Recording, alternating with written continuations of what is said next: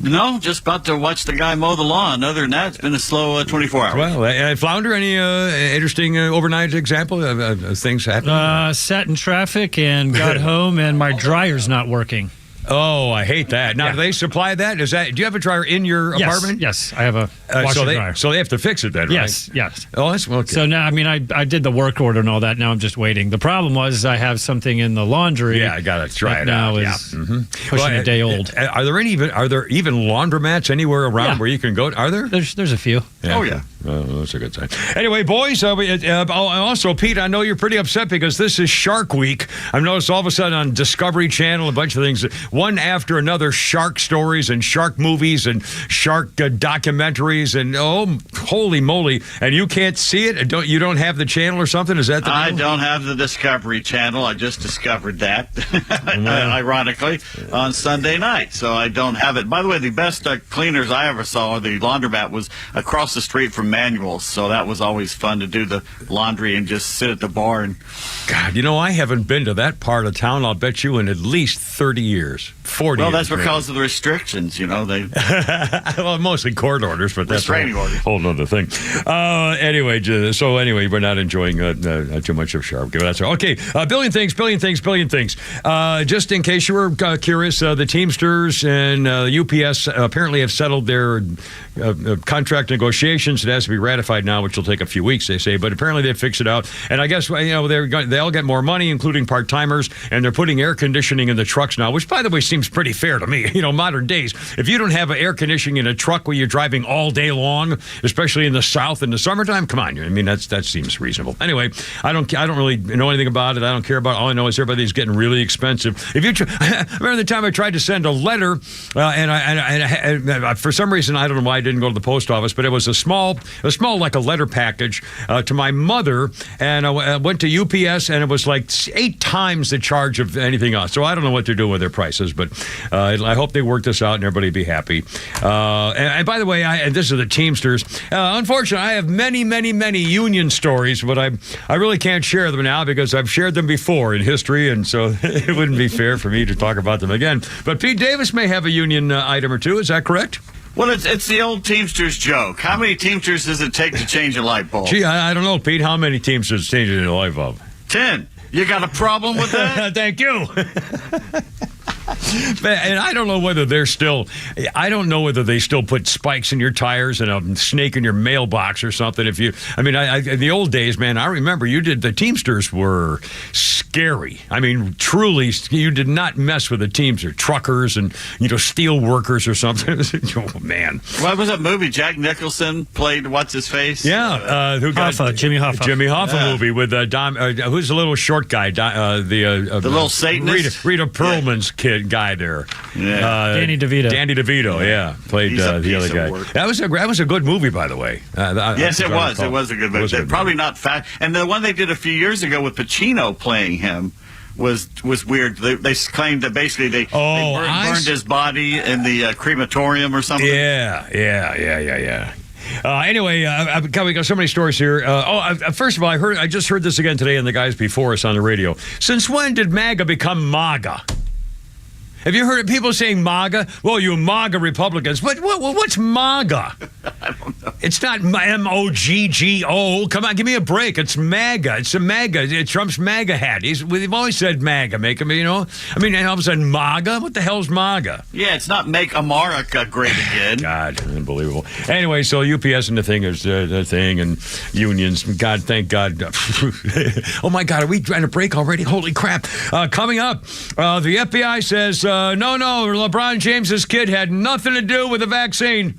The FBI's already investigated. They believe it's more of a white supremacy scheme to try to blame it on some kind of something with a vaccine thing. Also, apparently Hillary Rodham P. Stinky Fart Cabbage might have had her hit team eliminating 2 White House chefs to keep the secrets intact forever. Coming up next with a proof in the pudding, or at least our accusations, with a Kimmer, Pete, and Flounder. And 106.3 at 3:13 right there.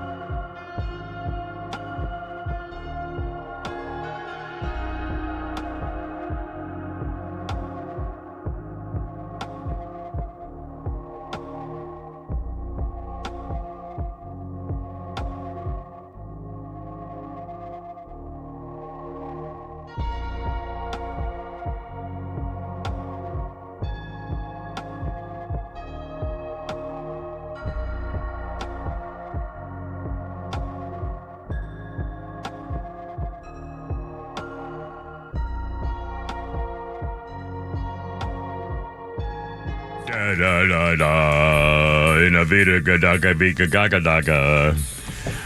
Look out, 316. It's only the Kimmer. How you doing? It's only me with Pete Davis and Flounder. Is new Nick back there? Hey, new Nick, how's it going, man? Yes, he is. There you go. Anyway, it's all good. It's a Tuesday, and life is good on the right side of the freaking grass. This day, 2003, Eric Braun from American psychedelic rock band Iron Butterfly died of cardiac failure at the age of 52. Brown was 16 years old when he joined Iron Butterfly, who had the 1968 U.S. number 14 single, Inagata de Vida. What is that? Did we even know? What does that even mean? Is that a thing, or do we should know the answer? It means you have just wasted 17 minutes of your life. Well, there you are. Is that how long that damn thing went? I know it's like 13 minutes, wasn't it? I mean, the radio version, the studio version is like 25. Oh my God! And what does that do? Do you know what it means? Check Google out and find out. Does it mean in the Vita means health or life or something, doesn't it? No, I think it was just nonsense words they put together. They were drunk.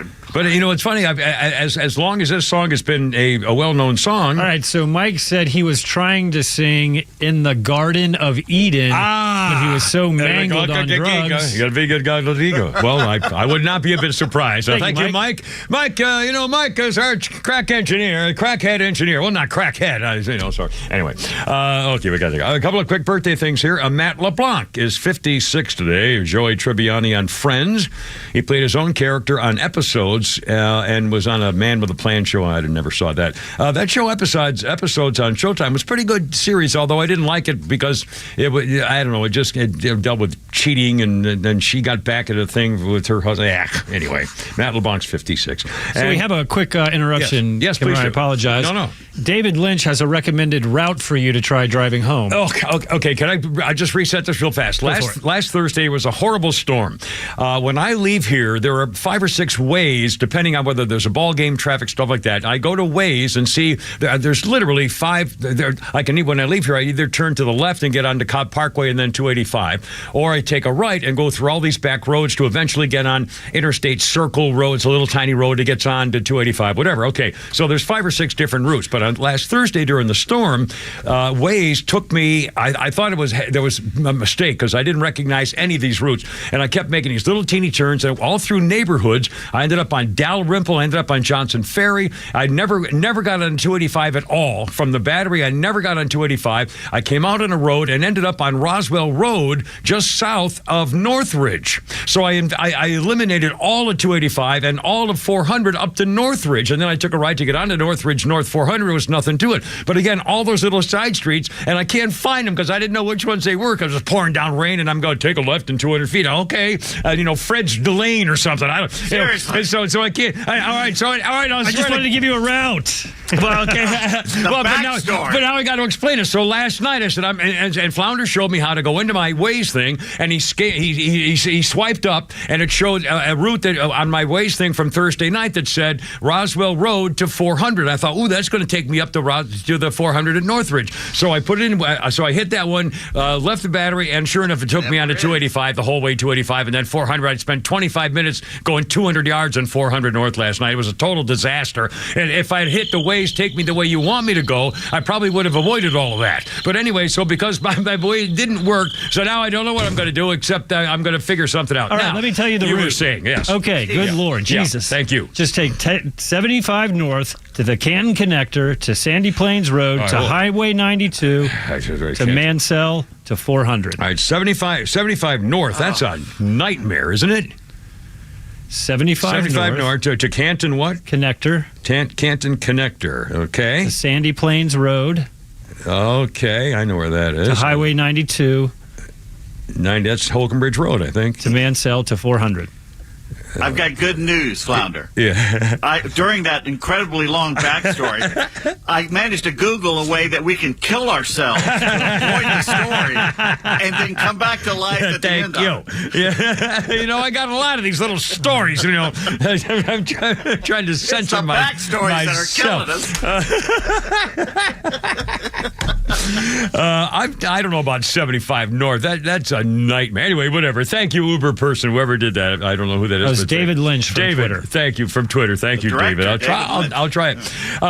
Some actual newsy story. We're going to hear some sound bites too on impeachment. I told you this impeachment thing. We need to do it, but it's not going to happen because we have too many cowardly Republicans. Is that a phone call? Yep. But it's possible we have a phone call. If you can tell me who it. Well, I see the thing lighting up, and we have Art. We have Art. Well, let's go right to the phones. Art is on the radio with the Kimmer, Pete, Flounder, and New Nick. Hello, Art. How you doing? Hey, Art. Not well. Oh, it didn't switch over to Pete. I guess he's still talking to him. Oh, okay. Well, hold on. He's still talking. All right. So he's telling his backstory. Okay, no. All right, so here's what we're going to hear. You're going to hear a whole bunch of sound bites here with talking about impeachment and also talking about the podium princess, Shirley Temple, the liar-in-chief at the podium, and we talk about them. Have you noticed they've switched the goalposts for sure on whether President Pants on Fire has ever had any business dealings involving his son? We'll get to that in a second. I guess they're still talking to Art. First of all, Pete Davis, LeBron James's son, Bronny, what is he, 18? And by the way, the story I have here does not mention his age. Isn't that interesting?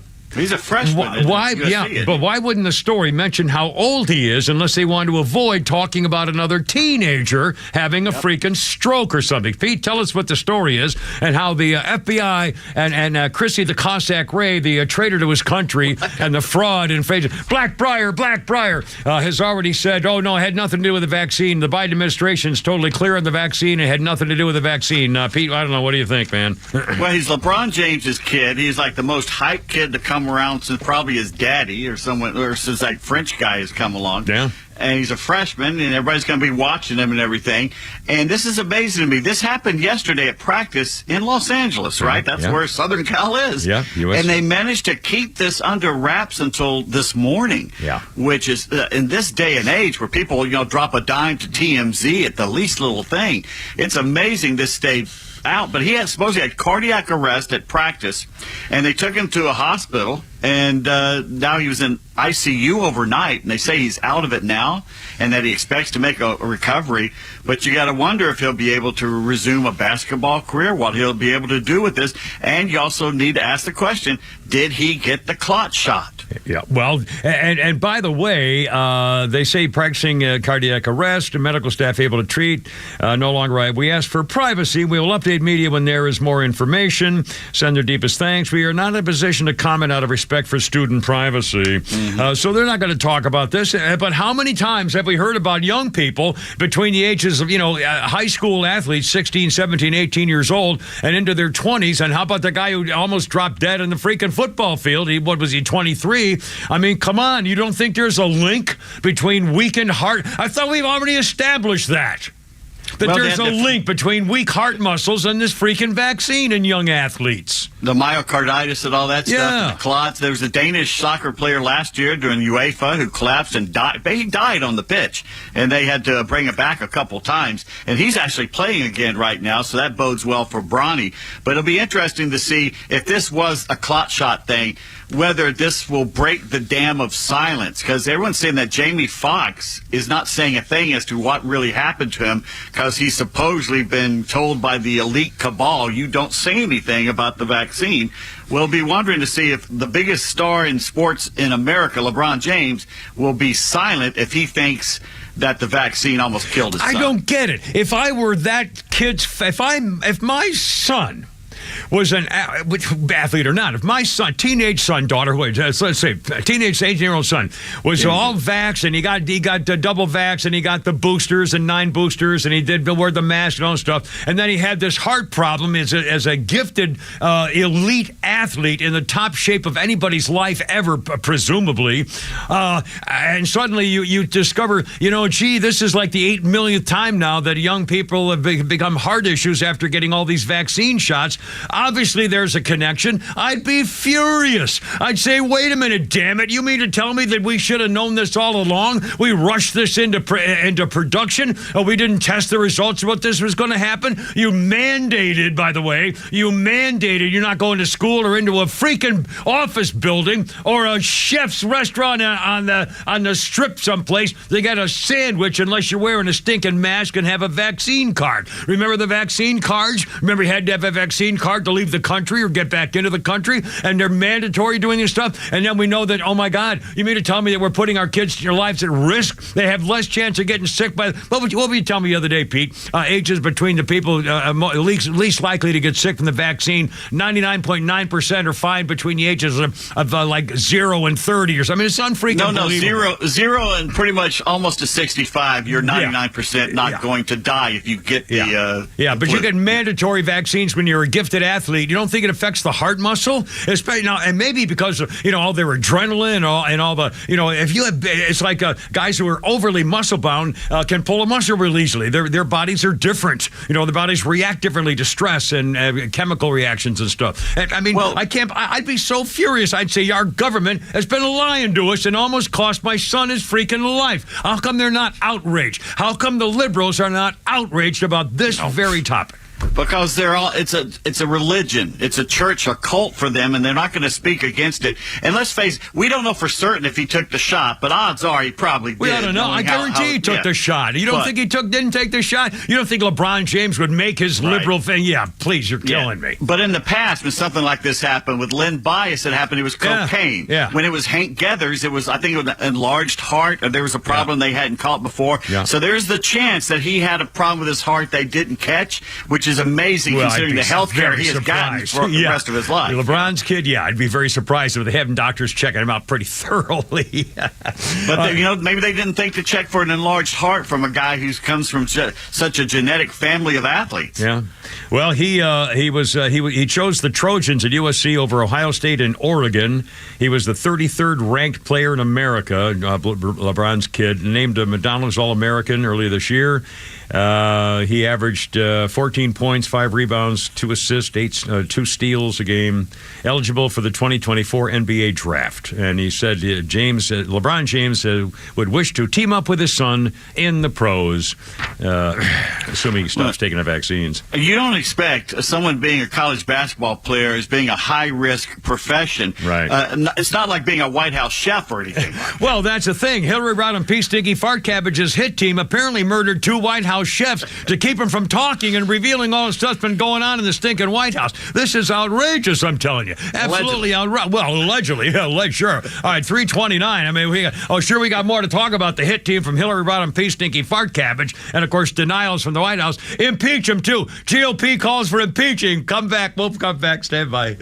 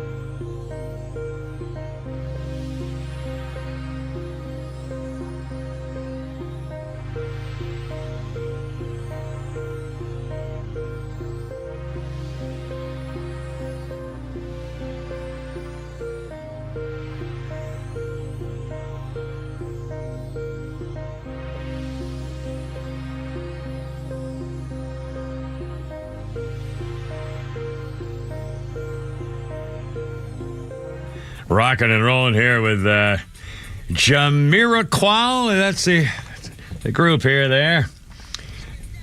Gonna wreck it down there now. I've never heard of this group. I'm sorry. I admit that I am not a good person here, apparently. Jamiroquai, that's... Jamiroquai. Jamiroquai, that's an I. I thought it was an L. It's covered up here. 1998, Jamiroquai went to number 1 on the British singles chart with Deeper Underground. It was their 13th hit. I've never heard this sound of these people. Well, I guess they're must be big. Are these particularly you're a fan of this group here, founder? Or? He had a hit in the, I think it was the 90s, Insanity, or what was it called? We played it last week. Yeah, the video was a huge hit. Huh. Yeah, anyway. It was him on the moving floor. Excellent. Well, again, I'm very happy to be part of playing stuff that people of various generations would understand and know, and I'm very excited about it because I learn something every day. Quick birthday of note, Imam. The David Bowie's widow, she's 68 today, the former model. She was sci-fi fans would remember her as the shapeshifter Martia. I don't know, in Star Trek 6. I don't know what that is. Anyway, and she was the model, right? The tall, black chick.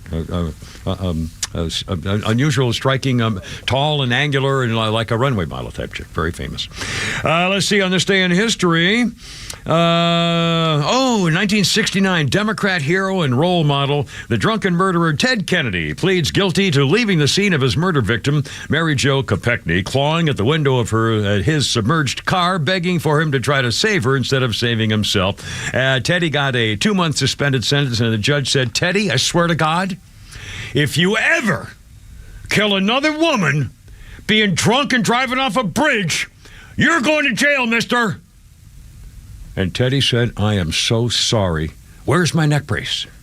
That's how that ended there, 1969. So, I guess you have this on. Is this probably not working? Anyway, come on, you bastards. That was pretty close. That was like an ad lib thing. Come on, give me a little something here. Geez, tough freaking crowd. And they want me to go up I-75 North. I think it's a trick. I think you want me to get on the entrance ramp to I-75 North, and it'll be bumper to bumper until you get to Schottenkirk Ford in Jasper or something. I'm going to personally pay for your Uber every day just so you shut up about this. Well, today, I mean, again, getting on the freaking 285, get on 400 South and get on to 285 West is a freaking nightmare. Yeah. Anyway, I'm sorry. I'm sorry. Okay, now Putty Tat Chef was murdered on. Well, wait a minute. Before you do that, Flounder found something. Oh, Flounder found something. I'm I don't know where he got this, but he's got a list of. Intern. Sorry to interrupt you, Pete. Nick had got that and showed it to me, and he's and so I forwarded it to Pete, and Pete's about to tell you. Well, actually, what are we doing? Which? He has found within the last 5 days, allegedly. Yeah. There's 4 stories of this happening about the collapsing. Oh, really? Oh, my God. And Flounder just handed it to me now. New Nick, well done, New Nick. All right, kid. Boy. All right. You can hang around for tomorrow there. There you go. Okay. Now, come back. Yeah. Yahoo Sports has 2 stories. NFL training camp, Browns wide receiver Marquise Goodwin to miss time with blood clots in his legs and his lungs. Yahoo Sports, ESPN soccer analyst Shaka Hislop is okay after on-air collapse. Did you see that? He did a face plant. Yeah. It was frightening. It was AC Milan and Madrid, the Rose Bowl in Southern California Sunday night, apparently. Just dropped. Yeah, it's all over. It's viral. It went all over everything. Yeah. People magazine, Tori Kelly, the singer, hospitalized for blood clots after collapsing in public. And she's like 20 or something. 18 yeah, really young. 21 or whatever. Yeah. And then you got Bronny James having what he had there. And that's within the last 5 days. And by the way, it wasn't that he, collapsed from dehydration. He had cardiac arrest. Yeah. That doesn't happen. I mean, come on. And these are all young people. And these are all in shape people. I'm telling you, honestly, God, if that were my kid, and I was pretty sure that there's an obvious link. I thought they established that. I thought there was, I thought like within the last year there had been studies that said, there more and more young people are having heart issues, myocardia, and they even gave it a name to it because of the vaccine. Am I wrong on that? I thought that was already established. Well, from the very beginning, they were talking about that could be one of the side effects, which was one of the main reasons I never took the shot because that would kill me. Yeah. So, yeah. Well, I've had a heart attack and cancer, so I didn't want to take anything either, and I had to take it. My daughter blackmailed me. We were going to spring break down to Florida, where I meet my favorite ex-wife, the one who really did love me, and my kids and grandkids and stuff. And she said, and Sarah said, "You're not going to be around the kids unless you get the vaccine." I said, "Yes, dear." Talk about like her mother. Anyway, so I got the shot. I got one shot. I got the first shot, and then she said, "Okay, fine." I put it on video to prove to her I got it. But she blackmailed me. If you don't get the shot, you're not going to hold my daughter and my son. Which the kids were the most, the better from the whole shot. And by the way, they were all vaccinated and they all got the China virus. Every one of them, the kids too, got the virus. Which, and they were fine. They had a cold for 2 days. Yeah. At what point did the lies start to add up where you think, maybe they lied to me? The fact that you couldn't get it where you could. Yeah. You couldn't get sick where you could. You couldn't pass it on where you could. You couldn't end up in the hospital where you could. You couldn't die where you could. They were all lies. And now the final one they had was, well, at least it was safe and it won't do any harm. Yeah. Well, that's a lie, too. Yeah. Hell, they even said masks work. And we know now that that's not true. In fact, to make it even worse, depending on the kind of mask it is, to keep all the junk inside your own nose. Yeah. Unbelievable. Oh, my God. I mean, honestly, with these freaking liberals, how could they not be behind an investigation to finally say, wait a minute, we've been doing something really bad for the last 3 years? I mean, wouldn't you want to know? Wouldn't you want to stop it? God, I don't understand. How could you? They would rather cover it up because it looks bad. I mean, seriously, which is exact. I've got to calm down. Which is, they would rather cover it up because it looks bad, which is the exact same philosophy the liberals are taking right now concerning the Biden crime family and President Pants on Fire. They would rather cover it up and let it go than lose power and have Donald Trump become president again. And I'm telling well, let's talk about it. We'll get that in a second. In fact, you're going to hear the McCarthy soundbites. You're going to hear the Podium Princess, Shirley Temple. By the way, is it Kids' Day at work? Is that what you told me it was? There's 10 or 11 of the most beautiful little children. They're probably 8 or 9. So in the summertime, obviously, with a smaller company like this, they kind of, like a lot of the times, the salespeople and management will bring their kids in for the afternoon. Are these little twin daughters? I wonder, they play wearing the same little black dress? Those are Matt Edgar's daughters. Oh my, they're just adorable. And they're probably 6 or 7. They're playing games and pulling each other, running around the news. Oh my God, they're so cute. They're troublemakers. And they're Matt's kids, is that what you said? Those are the two you're talking about are Matt's. Oh Matt's, my God. But is it just he brought him in for fun, or I mean? I'm guessing his wife had to do something today, so he was. Look at their chasing each other. Bring the daughters to school day. Oh, it's so cool. I miss my kids, and I'm telling you, they grow up so fast. It's not fair. All right, 342. Sorry, I got distracted there for a second. All right, let's talk about the Emmett Till thing. In fact, here's another thing. This, by the way, I don't even want to play President Pants on Fire soundbite. We have him talking about the Emmett Till thing, and it makes me so freaking angry because he's a dirty, stinking liar. Mm-hmm. President Pants on Fire today honored Emmett Till, the black teenager whose 1955 murder helped galvanize the civil rights movement. He was 14 years old, visiting from Chicago in Mississippi, beaten, shot, mutilated in Money, Mississippi. 1955, 4 days after a 21-year-old white woman apparently accused him of whistling at her. They dumped his body in the river. His mother had held an open casket funeral so everybody could see how badly he had been disfigured. Well, President Pants on Fire has now designated almost 6 acres and 3 sites, marking a new effort to memorialize the bloody racial history. He said America's changing. The night amidst a signing ceremony at the White House, 60 guests, and they have a monument where the Till's body is believed to have been recovered, and I got all kinds of And I'm telling you this, he says, America's changing. America's making progress, said one of his cousins. I've seen a lot of changes over the years. I'll tell young people they happen, but they happen very slow. And they go on and on about the need for, better racial stuff. Every stinking one of these people, every single one, including the President Pants on Fire, everybody in his administration, every black person that you know who's in any kind of a position of authority in America today, does not believe in Martin Luther King Jr.'s basic tenet to judge someone on the content of their character, not the color of their skin. And they're all freaking liars. Making an Emmett Till monument to remind us that we're all freaking racists. Not a monument, 3 monuments. Yeah, 3 monuments, 6 acres, all over the place. The 3 different locations. Selected sites in Mississippi, the Grable Landing, where Till's body was found, the Tallahatchie 2nd District Courthouse, where 2 white men had confessed to it and were found innocent by the all-white jury. And they have signs about that. And then they have another federal property, parks, or I don't know, whatever. Anyway, my God. I mean, it's, and obviously, slavery and lynching was horrible. It was a dark part of our period, of our history. And we acknowledge it. And thank God we're not doing that anymore. How about talking about the crime involving certain members of certain racial divisions in this country, for God's sakes? I mean, this is unbelievable. What a statistic joke. Rubbing our faces in it. I haven't had slaves, God, since I was like 9. We need to know about it. We need to study it in history class. Yeah, but I'm going to tell you, I have a list when we come back. Why is Emmett Till so much more important than all these other young teenage boys who were lynched? And I got a list of them. Next, 3:45 with the Kimmer, Pete, and Flounder and New Nick on 106.3.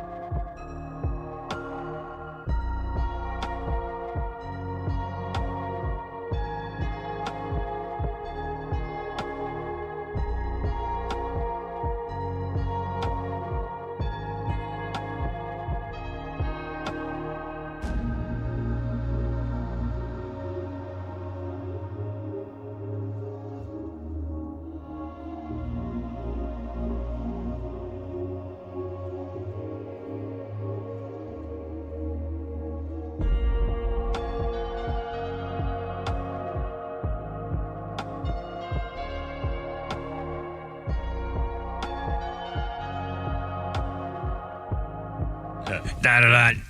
Look at da-da-da-da-da.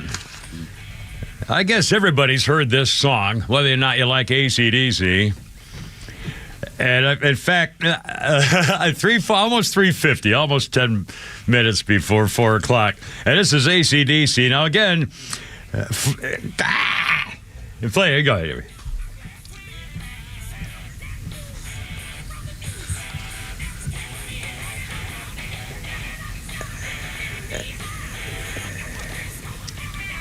So far, I've understood 9 words so far. I'm counting the words I hear. I didn't get any of those. Come on, boy. What did he do? There's no way you know what he said there. There's no way you know what that man said. Hey, hey, hey, hey, hey. No, please. I'm back in black. Dabalam? But there's no word tabalam. Oh, my God. Anyway, it's only me. It's Kemper, Pete Flounder, and New Nick back there. All right, 1980, AC/DC released their 6th internationally released studio album, Back in Black. It was the first AC/DC album recorded without former lead singer Bon Scott, who died in February 1980 at age 33. The album, now this is amazing to me. This album has sold 49 million copies, making it the second highest selling album of all time and the number 1 best-selling hard rock or heavy metal album of all time. This is the number 2 best-selling album in the history of the world? More than Michael Jackson or Elvis or the Beach Boys or the Rolling Stones? Yeah, but that's not considered rock and roll. Yeah.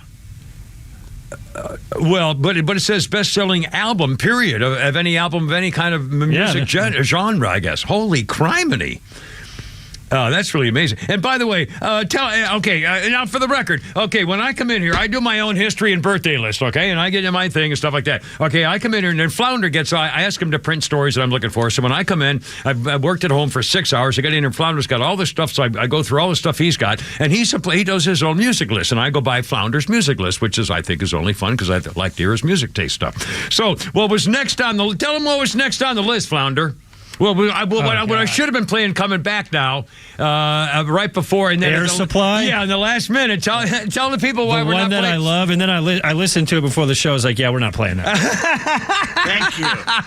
Well, by the way, for the record, I love this song, Air Supply. And the history thing said this. 1981, Air Supply went to number 1 on the singles chart with The One That I Love, the group's only U.S. number 1 and the first Australian band to top the singles chart. The One That I Love is a beautiful love song, and the reason I like Air Supply songs, not all of them, some of them, 3 or 4 of them I like, is because they're great to harmonize with when I'm driving in the car. They're great harmony songs. If I play, give them like 10 seconds. The One That I Love, Air Supply. I don't have it. Oh, you don't have it. I didn't get it ready. Oh, okay. Well, never mind then. Anyway, so I thought that was kind of funny. But we do have some breaking news. Breaking news. Joe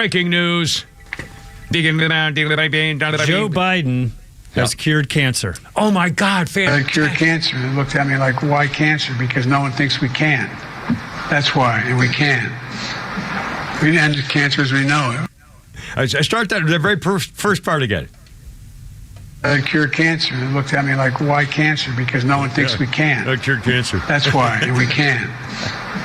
We end cancer as we know it. Oh, my God. Every day it's something new. Unbelievable. On this day, speaking of traitors to their country, on this day in 1917, and by the way, if these accusations are proven, bank accounts and money from communist China and Russia and Romania and Kazakhstan or wherever the hell, he's a traitor to his country and should be convicted, and if convicted for treason. And by the way, Donald Trump was convicted, or was not convicted, he was impeached for a letter and was impeached for a phony Russian collusion scam, coup attempt, of those things.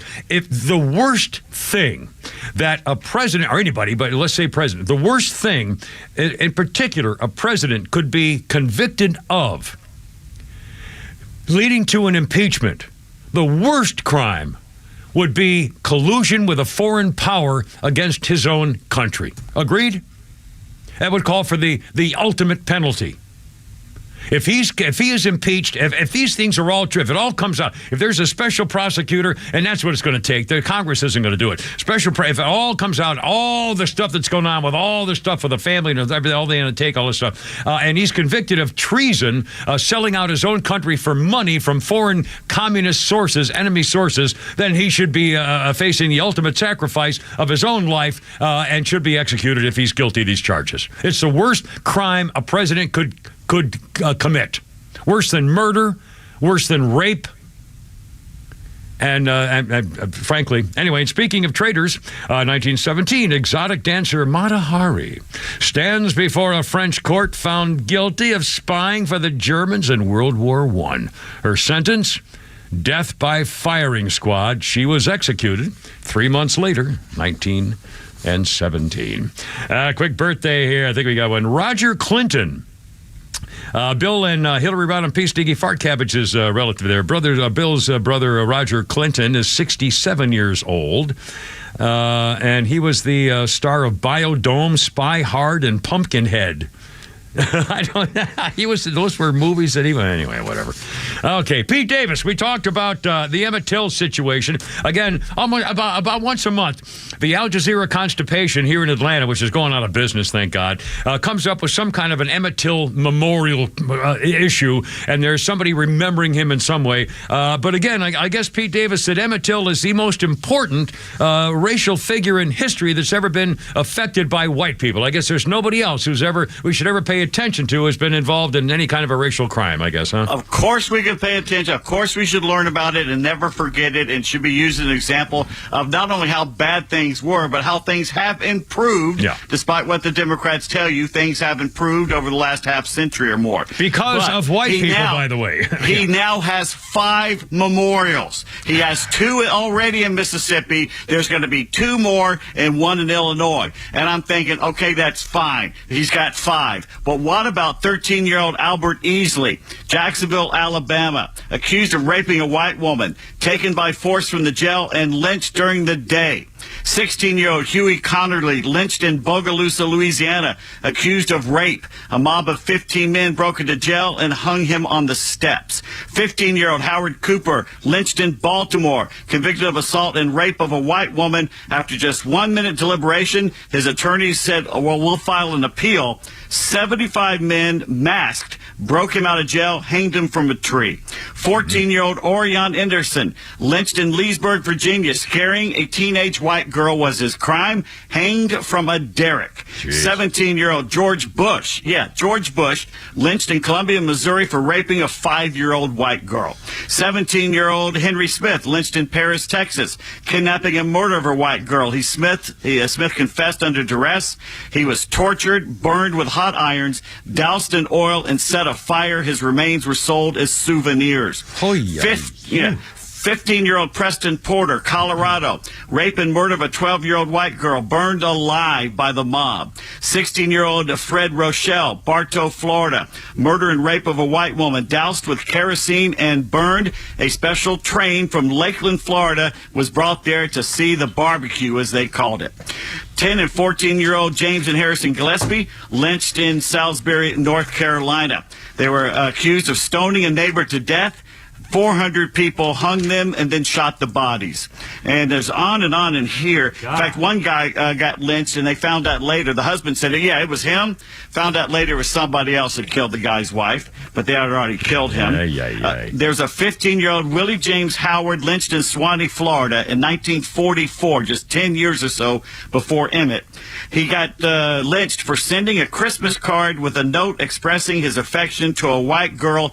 He was forced to jump to his death in the Suwannee River, and the grand jury refused to indict. None of them, as far as I know, have got anywhere near the publicity. And the reason is they're all from smaller towns or at a time where the press didn't grab hold of it. The reason Emmett Till is so famous is because he's from Chicago. Yeah. And the home of, again, Chicago is where when every time they have some kind of riot or something over the last couple of years, they make sure the vice president's side piece helps to bail out the bad guys. Right. Unbelievable.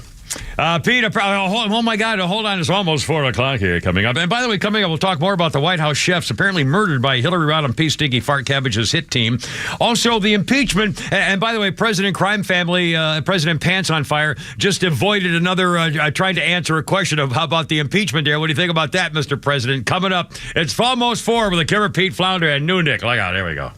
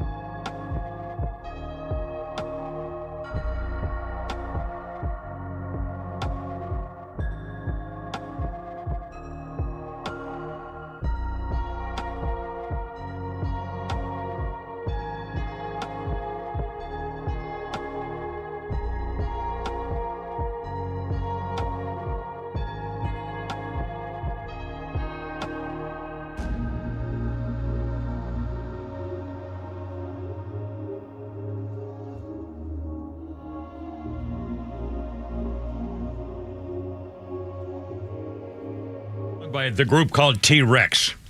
That was back when nobody ever said the name of the artist. They just started playing them back to back and stuff. It's 1971. T-Rex was at number 1. Now, the thing I said, it says T-Rex were at number 1. I believe the group would be singular. T-Rex, the group, was at number 1 on the singles chart in Britain with Get It On. Was their second number 1 hit, spent 4 weeks at the top of the charts. In America, it was retitled Bang a Gong, which means Get It On. Power Station had a UK and US hit with their version of the song in 1985. I don't remember that one. Yeah, that was the one. The guy from Duran Duran was in it. The head singer was Robert Palmer. Oh, yeah. I think I may have heard that. I remember Robert Palmer. Anyway, boys, a quick historical note here. We'll get a thing going here. Yada-dee, yada-dee. Okay, here's one. 1956. The crash of the Andrea Doria, an Italian cruise ship, collided with a Swedish ocean liner in heavy fog off the coast of Nantucket. 51 passengers and crew died in the crash that ripped a hole in the broad side of the Andrea Doria. There were 1,600 survivors rescued before the ship sank the next day. And I remember in a Seinfeld episode where he was trying to, he got screwed out of an apartment because the guy went before the board and cried wolf because he was a survivor of the Andrea Doria. And George from Seinfeld said, "That only 51 people died? That's nothing. I got worse stuff happen to me in my entire life." And anyway, so I remember Andrea Doria from the history of the Seinfeld show. Okay, 404-741-1230, 404-741-1230 in case you feel like calling us. We love having fun. Oh, also, we are monitoring YouTube and Rumble. If you want to get in touch with us that way, we'd be very happy to chat with you. We have a phone call. Oh, my God. It's Cindy with a Y. Hello, Cindy with a Y. Welcome aboard. How you doing? Thanks for calling. What's up? I'm good. I just wanted to check in and see what we had going on today. Well, we're going to talk about impeachment later on and how the liberals are, trying to pretend nothing's going on. Apparently, the New York Times is not even covering anything about the Hunter Biden stuff and the latest transactions they found proving that Daddy was involved in all this. They're not even covering it. It's just the fix is still in, Cindy. The fix is still in. It's really disappointing. I know, it's a shame. Yeah, we're going to impeach. Yeah, we're going to talk about the president's dog, the German Shepherd. Another one. Here we go again. They're going to have to do something because it's getting pretty bad. Also, we'll talk about how the podium princess is moving the goalposts, and we're going to talk about Jason Aldean and support for the non-woke people. We got a billion things coming up here. So anyway, keep listening, sweetie. I'm all about Jason Aldean. I'm in there with him. Well, and he's got a lot of Mumford and Sons guys supporting him, and you'll hear Ice Cube is going to talk about non-woke business too, sweetie. Thanks for calling. Keep listening, and we'll be back in touch. 406. Let's see. Kimmer? Yeah. Why did Cindy call? I don't know. She wanted to Because she started to talk, and then you just gave a rundown of what you're going to talk about the rest of the show, and then you told her goodbye. Well, that's what she asked. She said, she wanted to call and see what's going on today, so I told her. Wait. She said, what's going on? It's kind of an entrance into the conversation. Hey, what's going on? Not for you to do a rundown of the rest of the show and then tell her to get off the phone. She probably had something to say. Well, then she better call me back. I thought she wanted me to tell her what's going on. I told her what's going on. What the hell's the matter with you guys? They're turning on me. I tell you, they're turning on me. She said, what's going on? What am I supposed to say? I guess I shouldn't tell you then because... You say, hey, we're doing a show. We're having a good time. What's on your mind today? You know what? Flounder, if you got a comedy, Flounder's Funnies in there, I think we need to break the tension. It's 4:07. And by God, we haven't done a damn one yet. And I try to do one every hour just to break the tension around here. This is one from our favorite Anthony Jeselnik. Jeselnik, yeah, one of the great comedians I love. Here we go. My little sister had a baby recently, a little newborn. Kid is so cute, but she won't let me hold him. She refuses. Says, "No way, Anthony. I'm afraid you're gonna drop him." Like I'm some kind of idiot. Like I don't have a million other ways to hurt that baby.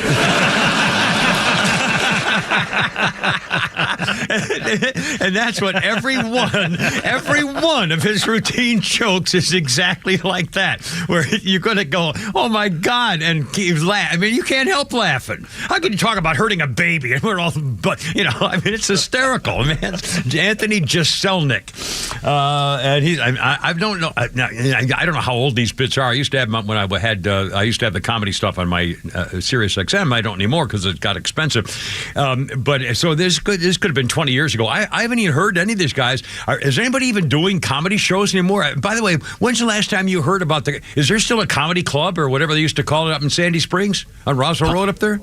Yeah. Oh, is it the Comedy Store? What the hell was the name of that place? The Diner. It was the diner up there. Yeah, Landmark. but the Landmark Diner. And what was the name? There was the Comedy Club or Punchline. Punchline. Yeah, is that still working?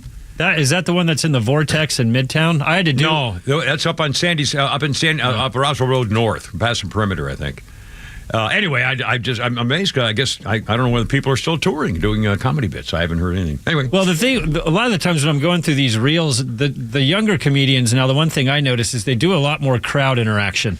Really? Like talking to the people? They'll talk to the people and get jokes out of them and start having fun with them, even making fun of them, but having fun with it. Yeah. It's interesting. Yeah, cool. Anyway, some newsy stuff. We'll talk about the impeachment thing in a sec. First of all, the White House chefs, Pete Davis, all of a sudden, I think there's something fishy going on here. What do you think? Well, it's 2 White House chefs that have both drowned, and one of them drowned in New Mexico. Now, that was you back in gotta 2015, really go out of your way to find enough water in New Mexico to drown. It was Chef Walter Scheib. He was hired by Hillary Rodham P. Stinky Fart Cabbage. In 2015, he drowned in New Mexico.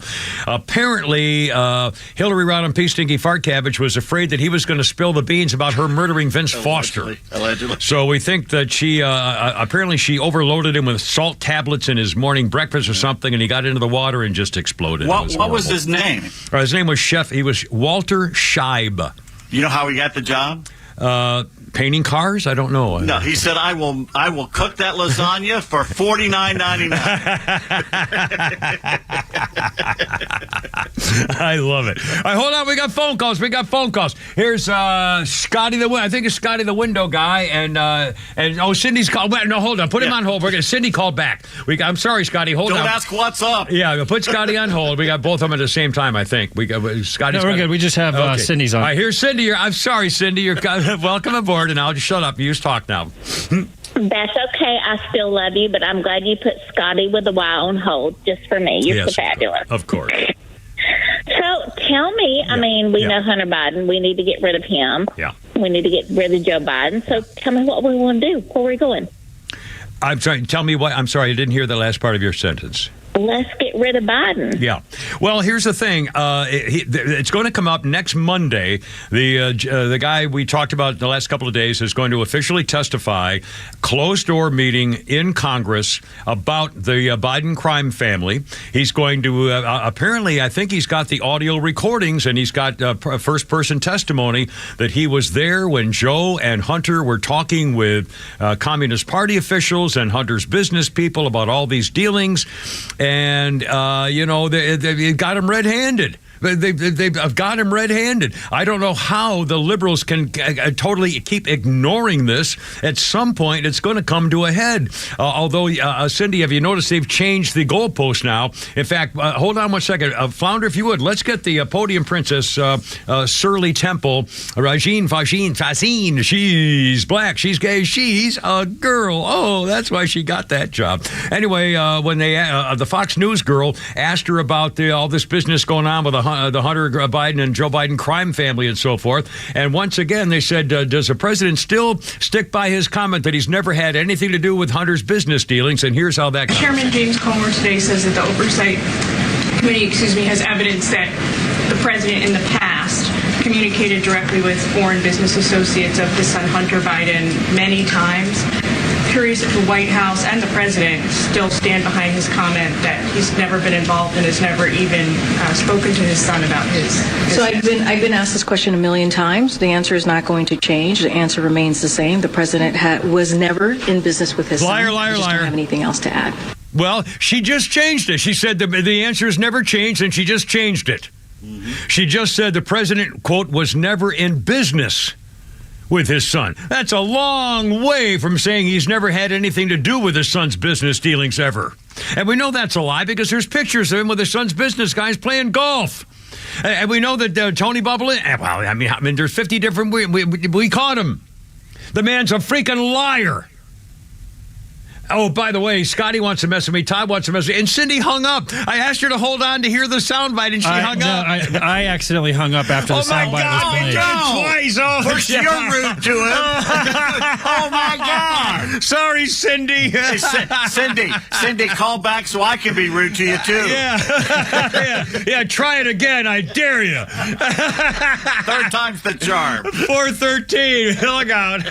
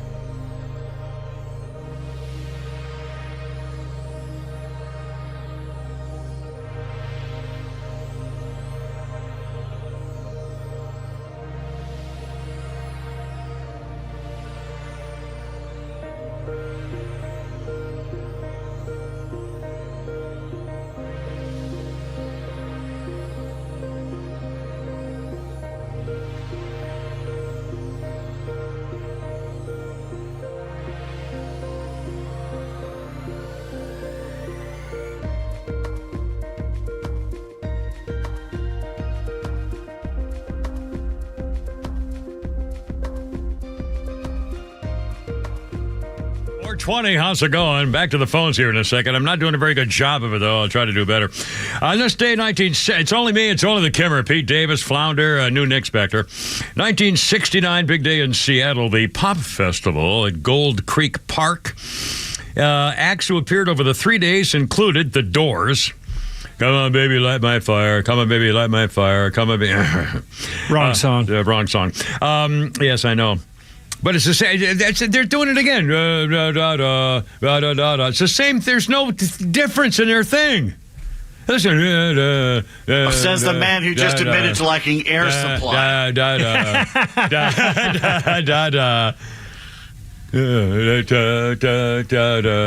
Is Air Supply in the Rock and Roll Hall of Fame? Oh, my God, man. Anyway, Gold Creek Park, they had Chuck Berry, the Byrds, Chicago Transit Authority, which now is Chicago. At the time, it was Chicago Transit. Oh, and by the way, they had to change their name because there is a Chicago Transit Authority as their bus system. So they had to just go by Chicago. Bo Diddley, the Flying Burrito Brothers, Guess Who, Led Zeppelin, Santana, Ike and Tina Turner, Vanilla Fudge, Alice Cooper, Youngblood, stuff like that, including The Doors, 1969.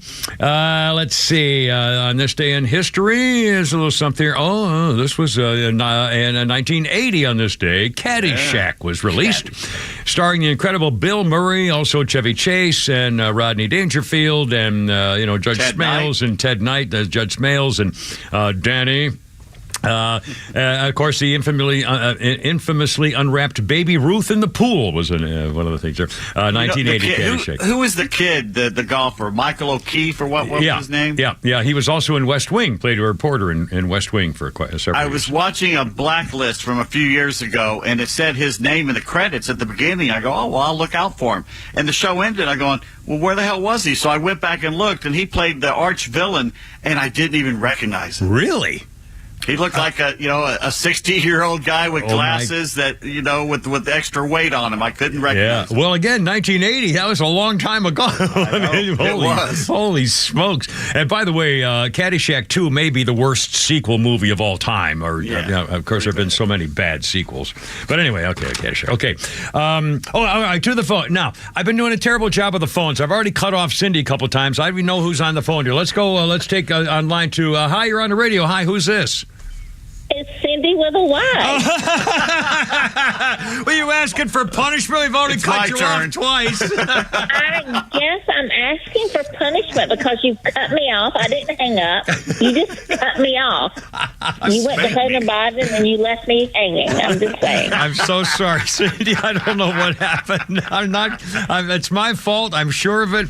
And I'll try to do better. How can I make it up to you? What can we do for you today? That's okay because I love you and I listen to you every day. And you know what? I'm all good. I can hang on as long as you leave me stringy hanging on. I can hang on. All right, sweet. Well, thank you very much. And Flounder, hang up on that. Yeah, I got to right the hell off. I just did. And now here's he just did. He just cut her off again. Here's Scotty, the window guy, at 424 here with the Kimmer, Pete, and Flounder and New Nick. Hello there, Scotty. What's going on, man? Semper Fi, welcome home, brother. Thank you, sir. Hey, what topics are you going to be talking about today? Very funny. You cut me off, or am I still on? Yeah, you're still on. Not for long. A couple of things. Yeah.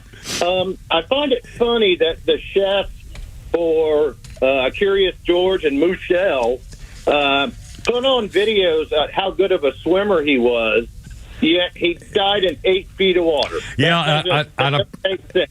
Yeah. In And the fact that they made it very clear to say that they were both not there. The Obamas were not there. They made it very clear to say that. Yeah. What do you take? Yeah. Well, and again, didn't we see video of him swimming? Yeah, that's what I was saying. He put it on his Facebook and TikTok and everything. Yeah. I mean, he was a fairly good swimmer. 8 feet of water. Yeah. There's something funny about that. I don't get it. Also, because now I've never done paddleboard. Well, I've done surfboarding. What do you call that? Where you have you're on the surfboard and you have surfing. Well, no, body surfing or whatever they call. No, it's not body. What do you call windsurfing? Well, I've done windsurfing. I've never done paddle boarding, where you're standing on the board and paddling with a paddle. I've done holding on to a sail on a surfboard. It's a big, giant life preserver. Well, that's the thing I was going to say. I wore a life preserver on the surfboard, the paddle. Oh God, the windsurf freaking stupid thing. Just for general principle. I mean, anytime you're on a boat, either you need to be wearing one or have it right next to you or on your. I mean, this is just crazy. How could you be standing on a paddle without it? I think there's something funny there. And then, Davis, keep watching Blacklist. You will love it. This year was the last year. I'm not going to spoil it. Stop it. Stop it. All right, I got it. Cut him off. Oh, sorry. I'll hang up on him, too. Flounder just cut him off. 9 years of watching. He's going to blow it for me at the end. I don't know why I stopped watching Blacklist for some reason. It is good. Yeah, and I enjoyed it with that smarmy guy who was on that lawyer show, too, the blonde-haired guy or the light-haired guy. James Spader, yeah. Anyway, okay, well, I don't know where we are here. Oh, let's talk about the impeachment stuff. Okay, for the record, Senator McCarthy, House Speaker McCarthy is now saying it looks like we're going to have enough information to perhaps start an impeachment investigation into President Pants on Fire. Here's a Speaker of the House right here. With an actual comment, speaking and talking. That they bribed the Bidens, okay? This was given to the FBI. When Bill Barr finally found out about it, he sent it to his office in Philadelphia. They actually said that this was very credible. The FBI kept this from the IRS individuals for them ever to see it. So not only do they claim that they were bribed, we now find information that 16 out of 17 payments from Romania were provided to the Biden shell companies while he was vice president. When President Biden was running for office, he told the American public that he's never talked about business. He said his family has never received $1 from China, which we now proved is not true. We now have some of the most credible whistleblowers. These 10-year IRS agents who have come forward said that the Biden family has been treated differently, that what Weiss has told us is different than what Garland and Weiss has told the public.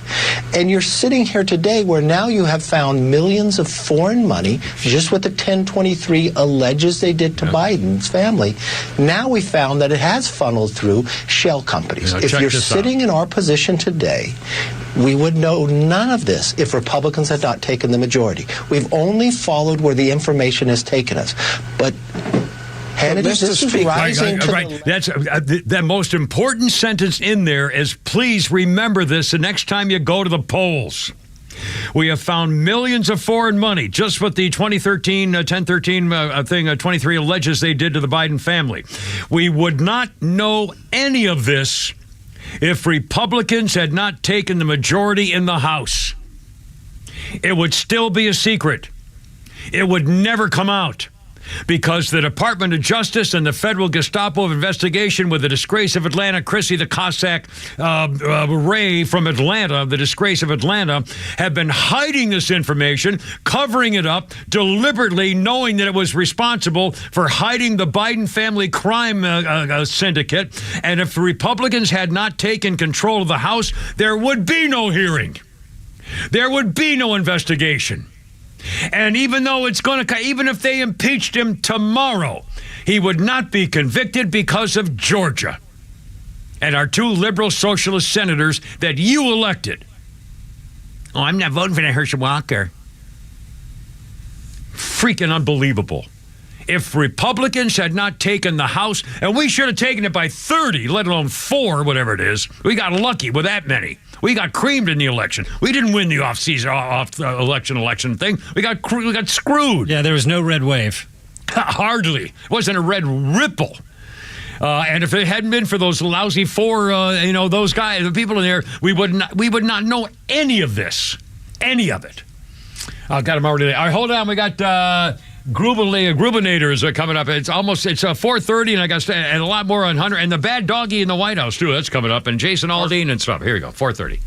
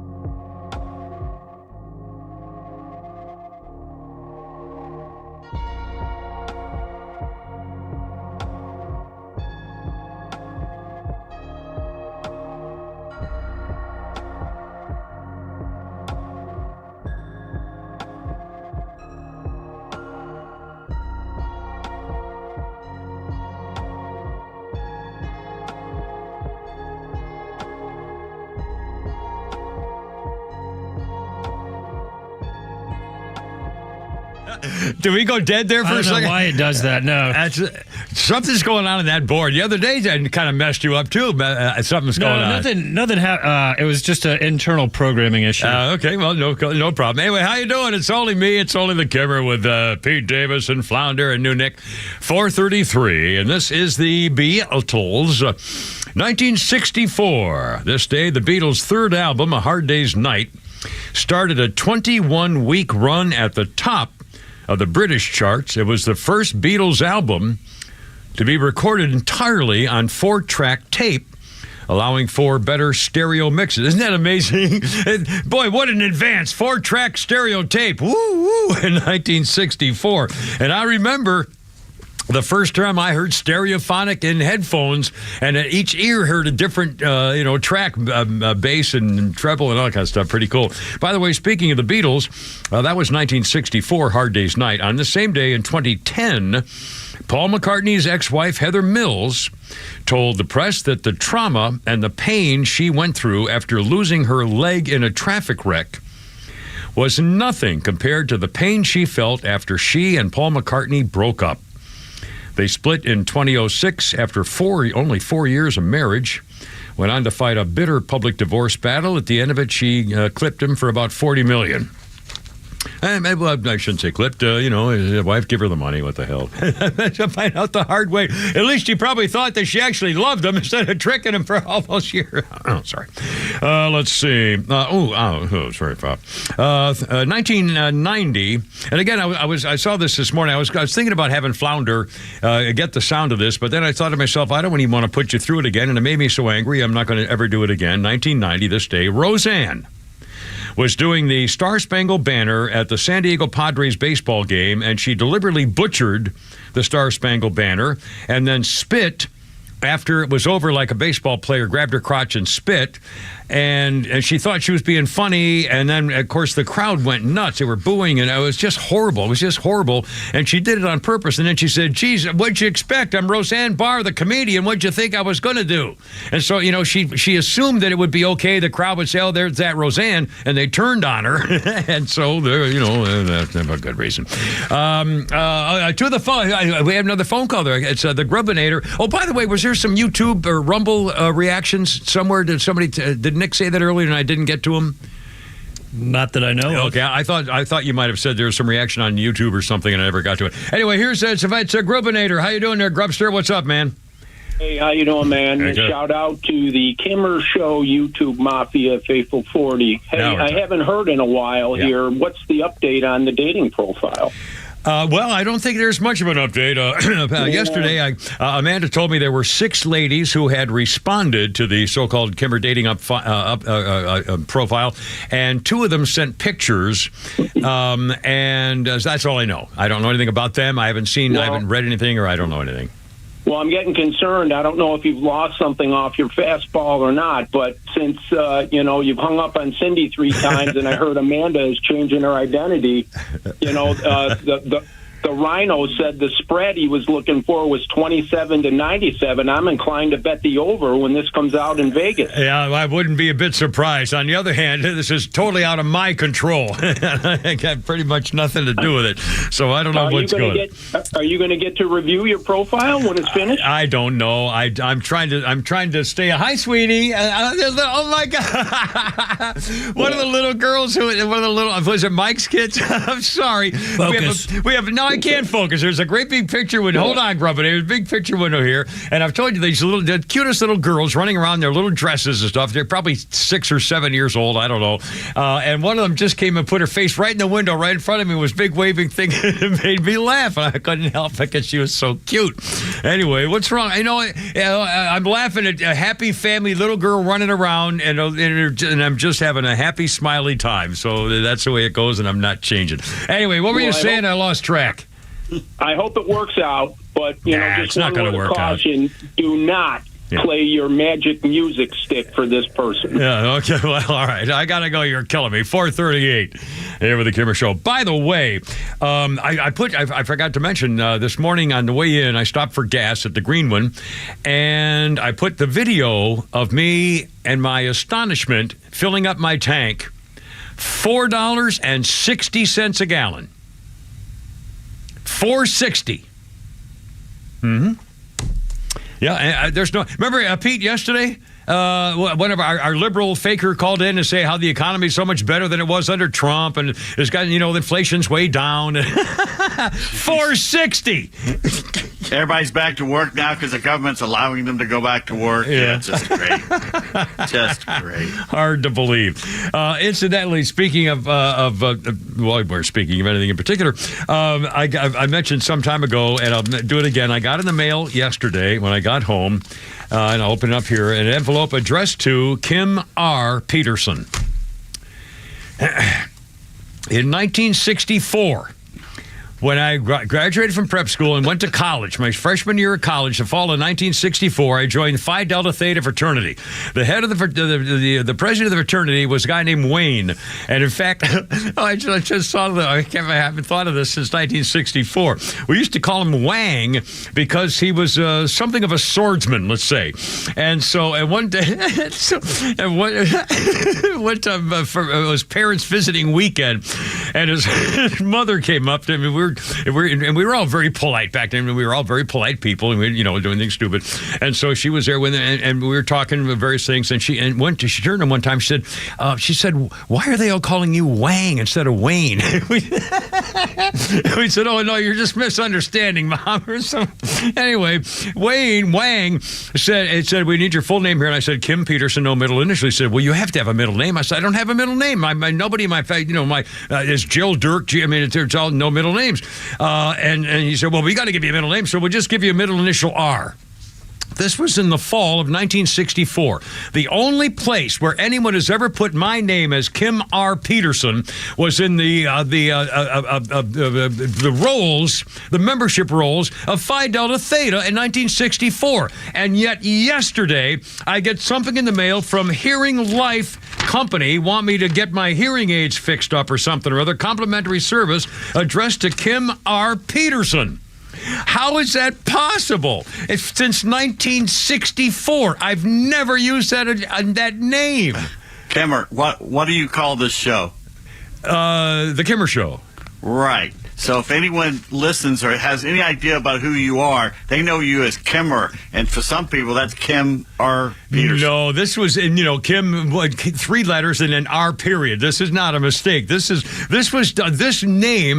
name got on somebody's subscription roll pay per mail thing, and it's been going on since 1964.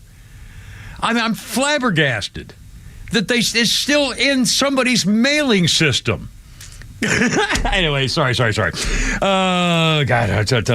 Boom, bang, boom. Okay. Oh, Lordy.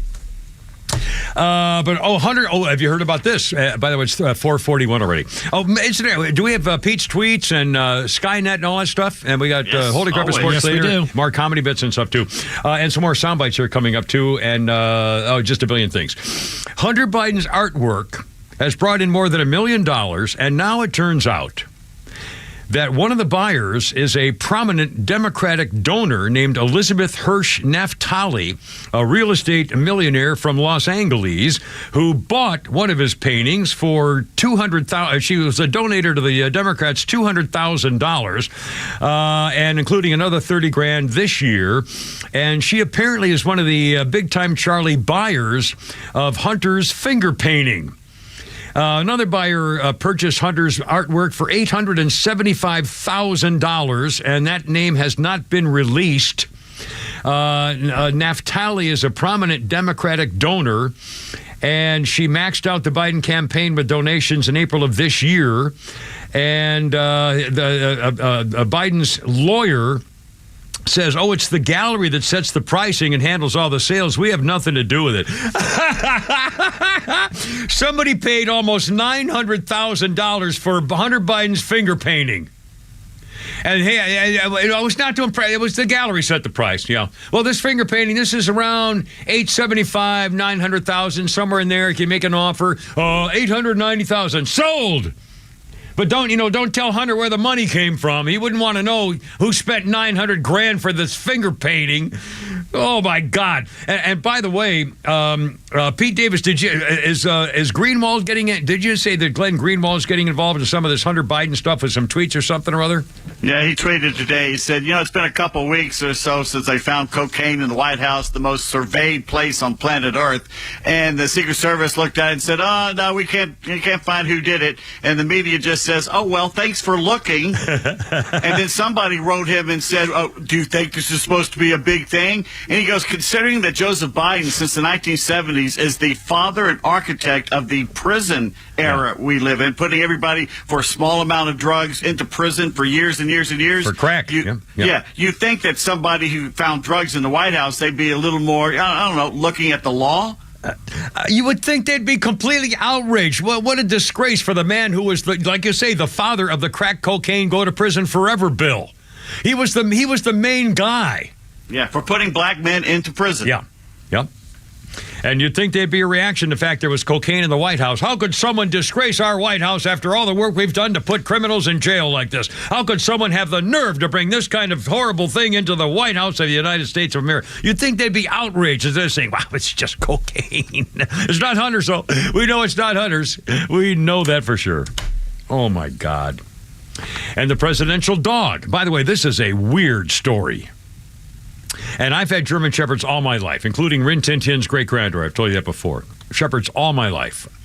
President Crime Family's dog, Commander, 2.5-year-old German Shepherd, replaced the first dog, Major, because of aggressive behavior. Well, it turns out the German Shepherd Commander has bit 7 people over the last couple of months, including a Secret Service officer who had to go to the hospital. He was chewed on by the dog on his thigh and arm, and the dog wouldn't let go. He breaks the skin of another Secret Service member's hand and arm just before that. Apparently President Potato Head was outside the White House and took the dog off the leash following a family movie night, and so the commander latched onto a security technician's back in Delaware. The Judicial Watch President Tom Fitton says this is a special sort of craziness and corruption where a president would allow his dog to repeatedly attack and bite Secret Service and White House personnel rather than protect his agents. They try to illegally hide the documents about the abuse of the agents. They've been keeping it all secret. And coming up, you think that's bad? Wait till you hear about Major.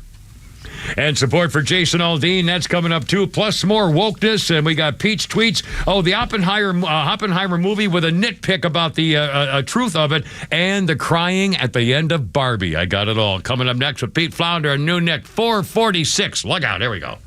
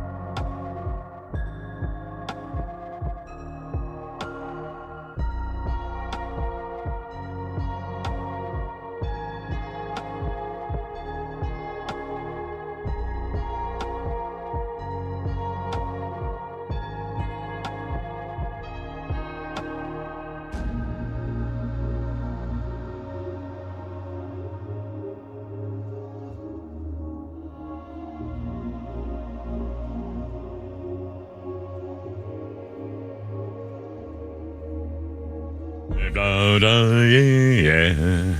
Roy Orbison. 1960 this day. Roy Orbison hit number 2 on the singles chart with Only the Lonely, his first big hit. Kind of surprised it didn't make number 1. It was turned down by the Everly Brothers and Elvis Presley. So Roy Orbison said, hell, I'll do the damn thing myself, and he did it, and tremendous hit. What a story, that guy. What a tremendous talent and just a sad life. My God. Anyway, let's see. The history note. What do we got here? 1985. A spokesman for Rock Hudson on this day in 85 confirmed the manly actor hospitalized in Paris had AIDS. He died 3 months later. And I recall a lot of the actresses who worked with Rock Hudson were none too happy when they found out that all those makeout scenes and stuff are when he was infected with the AIDS virus. Although I think Elizabeth Taylor was one of his biggest fans and supporters. But I think Doris Day. Somebody had a real issue. She was I think big Doris supporter. Day. Yeah, Linda Evans was not happy. That was the Linda Evans too. Boy, there was a different man. She was gorgeous. She was in Big Valley. Was it played the daughter in Big Valley, and she was one of the first really statuesque blonde. It looked like a Norwegian model or something. I mean, but she was only number 2 in John Derrick's stable. He went Ursula Andress, Ursula Andress to Linda Evans to Bo Derrick. Yeah, that's Okay, I guess I'm not going to sleep tonight. Anyway, more about 4:51. Here we go with the Kimmer and Pete and Flounder and New Nick's back there. Quickly, kind of an update on the dog business in the White House. Commander has been biting secrets. He's bit 7 people in the last few months. The worst of it came when a Secret Service officer was sitting at the bottom of a stairwell in the White House. The dog came down the stairs, walked toward the officer, and before he bit the officer's arm on the triceps, the officer stood up, and the dog bit him in the quad muscle area of his leg. Was in tremendous amount of pain, had to use a steel cart to shield himself to get away from the attacking German Shepherd in the White House. One inquiring colleague said, Jesus, what a joke. If it weren't their dog, he'd already been put down. The freaking clown needs a muzzle. First Lady Jill Biden, the enabler allowing the cuckolded husband to keep this stupid job, was at the east wing of the White House, and the dog bit a Secret Service officer and uniformed officer on the left leg, causing bruising. Had to go to the hospital, breaking the skin. Another officer said he had to defend himself with a chair. He heard the dog barking. He looked up, and the dog's coming at him. And so he grabs a chair at the top of the staircase or something. He grabs the back of the chair and holds it in front of the dog, back it up to get him away from me. The Bidens are working on additional leashing protocols and training for Commander, the German Shepherd. By the way, their other dog, Major, was kicked out of the White House over the same damn thing in 2021. He was subsequently sent to live at the Bidens' Delaware home, and then he came back to the White House 2 weeks later and then bit somebody again. And was involved in another major incident at the White House lawn. Apparently, Major is still adjusting to his new surroundings, and he nipped someone else while out for a walk. A Major had attacked many more. And here's the other thing. They've been hiding all this stuff, too. A Major had attacked many more people than the White House has disclosed. He bit members of the Secret Service 8 days in a row, and they only mentioned one time that he kind of nipped somebody a little bit. He also bit visitors at the White House. It's disturbing to see a White House cover-up of numerous injuries to Secret Service agents and White House personnel by the Biden family pet. Later, they say Major was relocated to be cared for by friends. Yeah, they hired Ron Mexico to skin him alive and hang him. Michael Vick, I'll bet you. Anyway, now German it's like the dog meme says, I'm not a bad dog, you just never taught me to be a good dog. That's right. Again, German Shepherds are by nature not mean dogs. They're serious dogs, and they're very protective dogs, but they're not mean by nature. I mean, I've had them literally all my life. In fact, my dog Heidi, I was out on the front porch of our house once, about 1962 or so, and I was on the front porch, and by the way, I just thought of this too. We used to let our dogs roam loose in the neighborhood. in the early 60s, late 50s, early 60s. All the neighbors had dogs, and they'd all go play and run around the neighborhood, and then they'd come home or whatever. Whistle. I mean, I don't know why it was never an issue. No one ever got hit by a car. No one ever ran away. I mean, maybe I'm misremembering that, but I remember I was out on the front porch with Heidi, and a loose dog, a strange dog came racing up toward us, looking really nasty and angry, and Heidi took care of him. Right there. So I mean, they are very protective dogs. But again, Biden needs to be trained. I mean, this is just ridiculous. There's no way that should be happening. By the way, we're going to Pete found some sound of this Ice Cube character talking about wokeness. And the reason we want to mention a couple things. Jason Aldean now has supported his fans with a song "Try That in a Small Town." He released a video montage of some of his clips of recent shows, thanking all the people, and his wife created her own personal video celebrating their fans, adding a big red heart emoji and an American flag. Their two children, Navy and Memphis, are shown in the video waving to fans and having great fun with the kids and so forth. The former Mumford & Sons founder, who was canceled in 2021 for speaking out against Antifa, Winston Marshall, is saying this so-called controversy about Try That in a Small Town is absolutely nonsense. There are two versions of America. He says, I love this country, and I'm frustrated to see all the discord. One side of America sees race, slavery, the original sin, systemic racism, and everything. The other side says it's possible to reconcile the dark history of America with its horrible stuff, with its honorable, remarkable, brilliant history of America as well. Marshall Matters is his podcast. He says Aldean's video has been interpreted by many, including singers like Sheryl Crow, as a promotion of violence. He says, I remember the heady days of summer 2020 when silence was violence. It seems decrying violence is now promoting violence in America. He says it's more alarming. If we're going to talk about current events, the treatment of the Sound of Freedom film. This is even more shocking. A film about child sex slavery, the great atrocity of our time. Millions of kids sold into sex slavery, made waves across the country.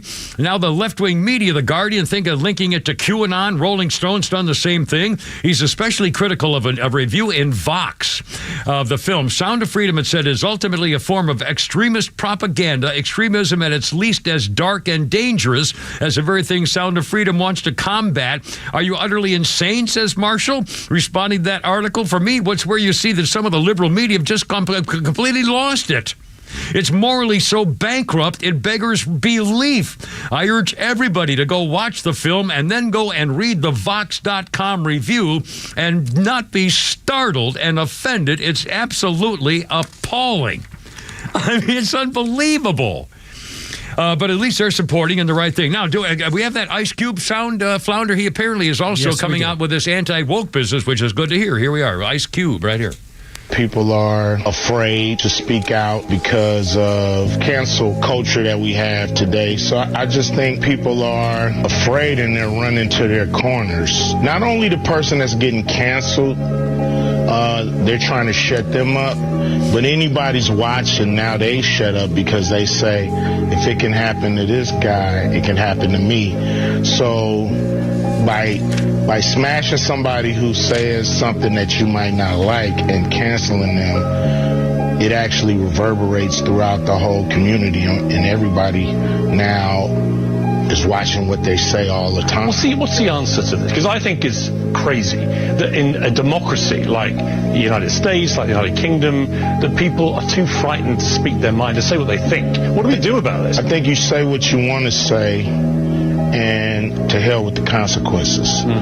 You got to be willing to fight for your rights and fight for what you believe in. And if you're a person who believes in freedom of speech, you have to fight and say what you feel and let the chips fall where they may, and stand on that. And it may not be an easy road, but I think you feel better about yourself when you say what needs to be said at the time it needs to be said, and not afterwards where you go home and think, I should have said this. Ice Cube. Amen, brother.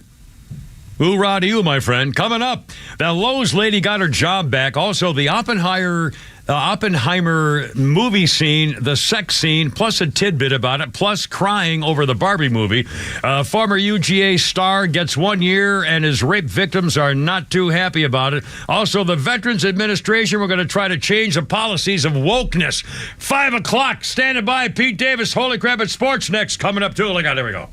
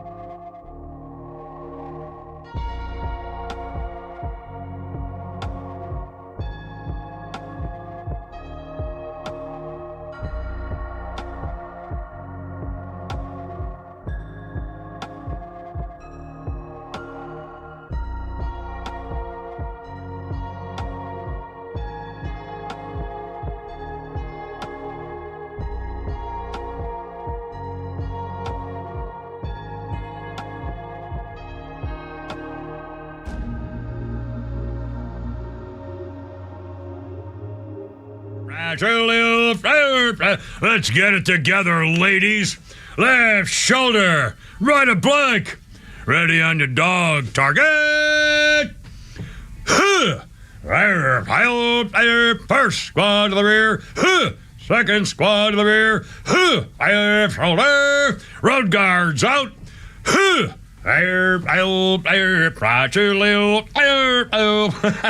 Look out. It's only me. It's only the Kimmer. Never fear. How's it going? 504 on 106.3. with Pete Davis and Flounder and Noon. Nick the intern's back there somewhere too. And by the way, I mentioned it. We got a billion things coming up here, and there's some Flounder's funnies, comedy bits, and we'll talk about the movies and stuff and things and all that good stuff. Also, the football star, woke policies, billions of things. And I was talking earlier today about how I was trying to find a better way to go home to avoid 285, which I did Thursday night last week because of all the rain, but I can't find that route again. And I was and we had our Uber guy say, well, go 75 north to get up to Canton Highway or whatever the hell, I forgot what, Canton Connector. Anyway, to avoid going on 285, which is just a freaking nightmare with all the construction. So guess what? We now find out. There is a travel advisory, Sandy Springs. Tanker truck crash leaves only 2 lanes open on 285, inner loop past Riverdale Drive, exit 24. Take I-75 to I-85, and I'm being told now that all lanes are shut down. And is this east? Is it east or is it inbound? Is that eastbound? Yeah, so it's going towards going east toward Athens or whatever. Exactly. Yeah. Oh boy, which is going through 285 400. Right. Yeah, that's well. And guess what? Guess what else I've been complaining about off and on the last several days. I put some things on Facebook occasionally. Guess what I've been complaining about in my neighborhood over the weekend stuff. Concerts. Yeah. Well, guess who's playing tonight in a sold-out concert? Dave Matthews Band. So I think I'll stay here for a couple hours. I mean, there's no. I mean, really, there's no. It's gonna unless they all get there at 5, or but I mean, it's a nightmare, and they swamp the place. Most of the whatever you do, don't park under the bridge. They park their bus on. Yeah, I know that's right. They did in Chicago and dumped their toilets. Most of their fans are probably arriving like now. I assume they'd get there way before. Although I'll bet you half of them are on 285 to get onto 400 North.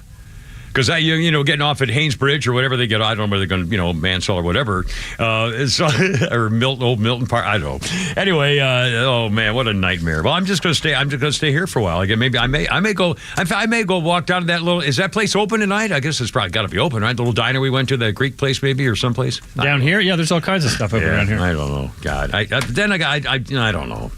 Anyway, Dave Matthews Band. That's Flounder Keep Kimmer Company tonight. Anyway, 506. Holy Crap at Sports coming up here shortly. A couple of things. I found this interesting. The movie Oppenheimer, we talked earlier about that, and I'm going to mention this, and the movie Barbie as well. The movie Oppenheimer has, Pete mentioned the other day, has a sex scene which goes for a very long time, apparently like 16 or 17 minutes or something, I hear. And it's a sex scene that sees the film's titular character reading a line from one of India's most sacred religious scriptures. The movie Oppenheimer is a story of the creation of the atomic bomb. The theoretical physicist J. Robert Oppenheimer, creation of the bomb, and his character has sex with his lover Jean Tatlock, played by Florence Pugh. Yeah. Following their lovemaking, Pugh, the girl's character, grabs a copy of the Bhagavad Gita, the 700-verse Hindu scripture that encompasses part of the Sanskrit epic Mahabharata. I don't think I got that right either. Close. Very close. She then hands the book to Oppenheimer, who reads from it. Again, this is their sacred Hindu scripture book, and she reads from it and hands it to him, and he reads from it, saying, "Now I am become death, the destroyer of worlds." He's Oppenheimer utters before the couple resumes their steamy encounter, and that line is also spoken several other times throughout the film. Mm-hmm. Now I am become death, the destroyer of worlds. Well, India's information commissioner called the scene a scathing attack on Hinduism. Shut up. Quote, "We do not know the motivation and logic behind this unnecessary scene of life of a scientist, but this is a direct assault on religious beliefs of 1 billion tolerant Hindus. Rather, it amounts to waging a war on the Hindu community and almost appears to be part of a larger conspiracy by anti-Hindu forces." Okay. They're looking to be offended by something. You know what's offensive? A band of Hindus chasing 2 Christian women down the street, tearing their clothes off and raping them, murdering them, which just happened over there, so they can shut the blank up. Yeah. Oppenheimer is famous for saying that line. He was quoting Shiva, the destroyer of worlds. He's famous for saying that line. It was all through the movie. Now I am become death, the destroyer of worlds. There was the atomic bomb. I mean, this guy, give me a break. This guy, Hindu, wants the movie to remove the scene. He said in a press release, the scene should be investigated on an urgent basis and those involved should be severely punished. I didn't know Hindus went woke on us. Yeah. I thought they were some of the people in the world that had their heads on straight, but obviously not. Punished, yeah. Well, the guy in charge of the movie thing said the sexual scenes were included by Nolan, the director, with a purpose and not for gratuitous reasons. He knew those scenes would get the movie the rating that it got. I think when you see it's so freaking powerful and they're not gratuitous, they're perfect, and Florence, the actress, is just amazing in it. Yeah. By the way, there was one nitpick, and they always do this, but somebody went through and saw the movie and said, aha, caught you. There's a flag in the movie with 50 stars.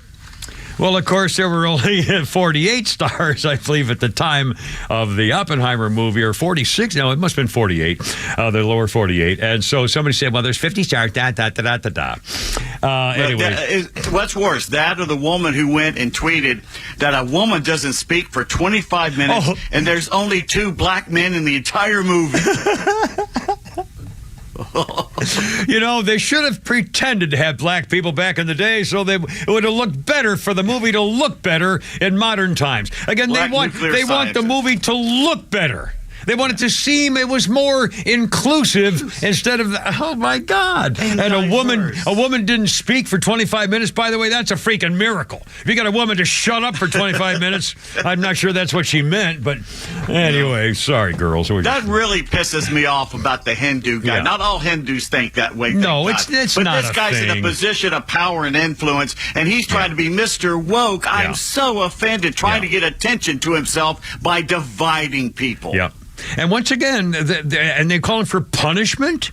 Punishment. That's no worse than the fatwas of the mullahs. That's no better. It's a direct assault on religious beliefs of 1 billion tolerant Hindus. It amounts to waging a war on the Hindu community. Waging a war. That's violent. They're asking for trouble. Clean up your own country and quit raping Christian women in the street and murdering them. How about you start there? That's a very good place to start. I think we could all be. If he's worried about words in a movie, and that even the Prime Minister Modi came out and said this is a disgrace to all India when it happened. Yeah. And by the way, I mean, now I am become death. I mean, that's the point of it. They knew they were inventing a horrible thing that could destroy humanity, and it was necessary, and it saved millions of lives. By the way.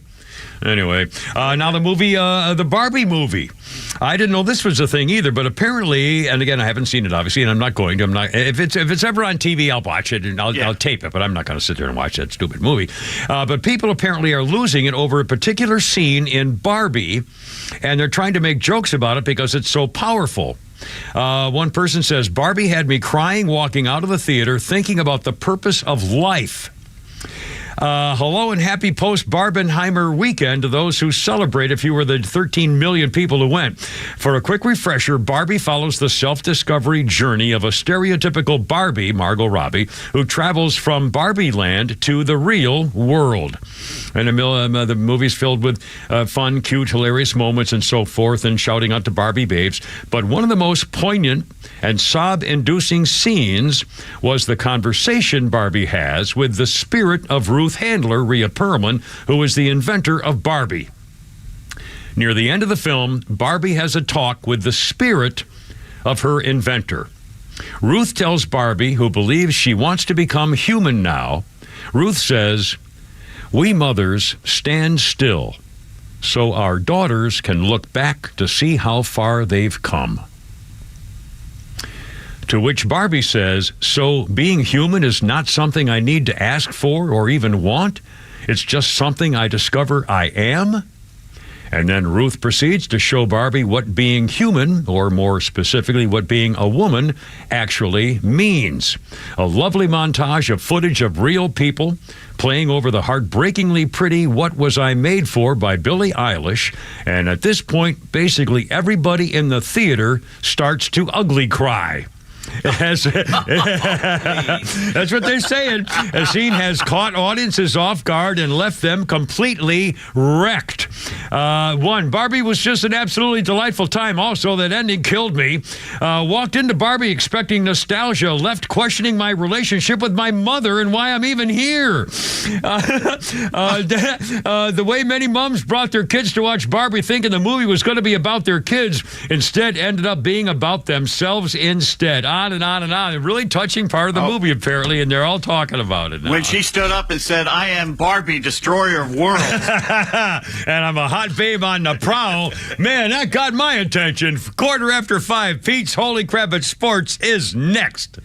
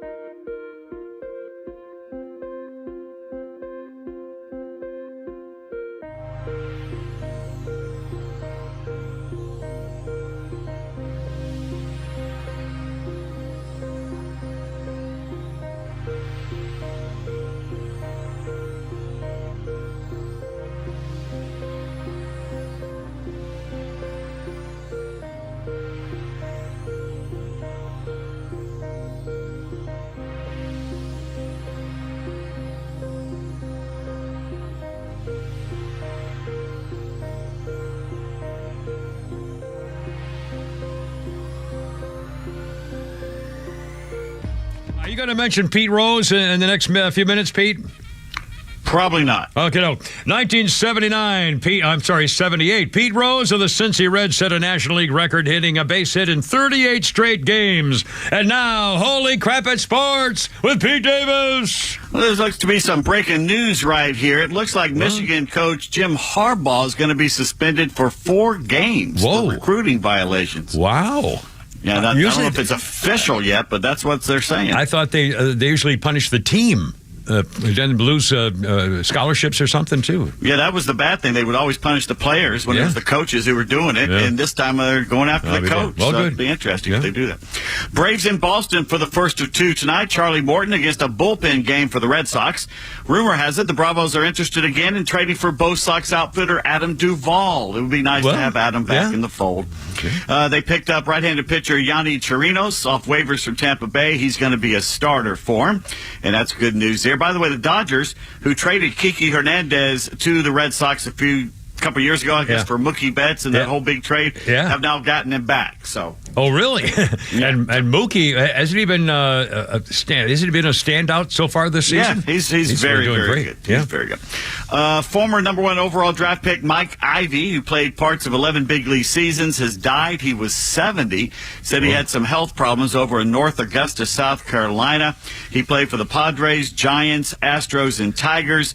And he said afterwards that he never really got good, especially at being a catcher. He got the yips. He couldn't throw it back to the pitcher. Yeah, I remember. He said the pressure got to him and he just couldn't do it anymore. Yeah, it happens once in a while. But remember that one guy one catcher had to walk out to the mound and throw it underhand to him or something. It got so bad. Yeah, Ben Piazza have a little trouble with that. Right, Mac Piazza, yeah.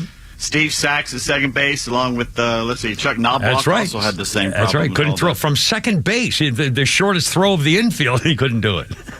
Let's see. We hope Bronny James is feeling better since he was in the ICU yesterday for the cardiac arrest, which is not good out there. The Southern Cal freshman had cardiac arrest at practice yesterday. Meanwhile, Babylon B says Pfizer has a new mascot called Clotty to make kids more comfortable with the chance their heart will seize up on the playground.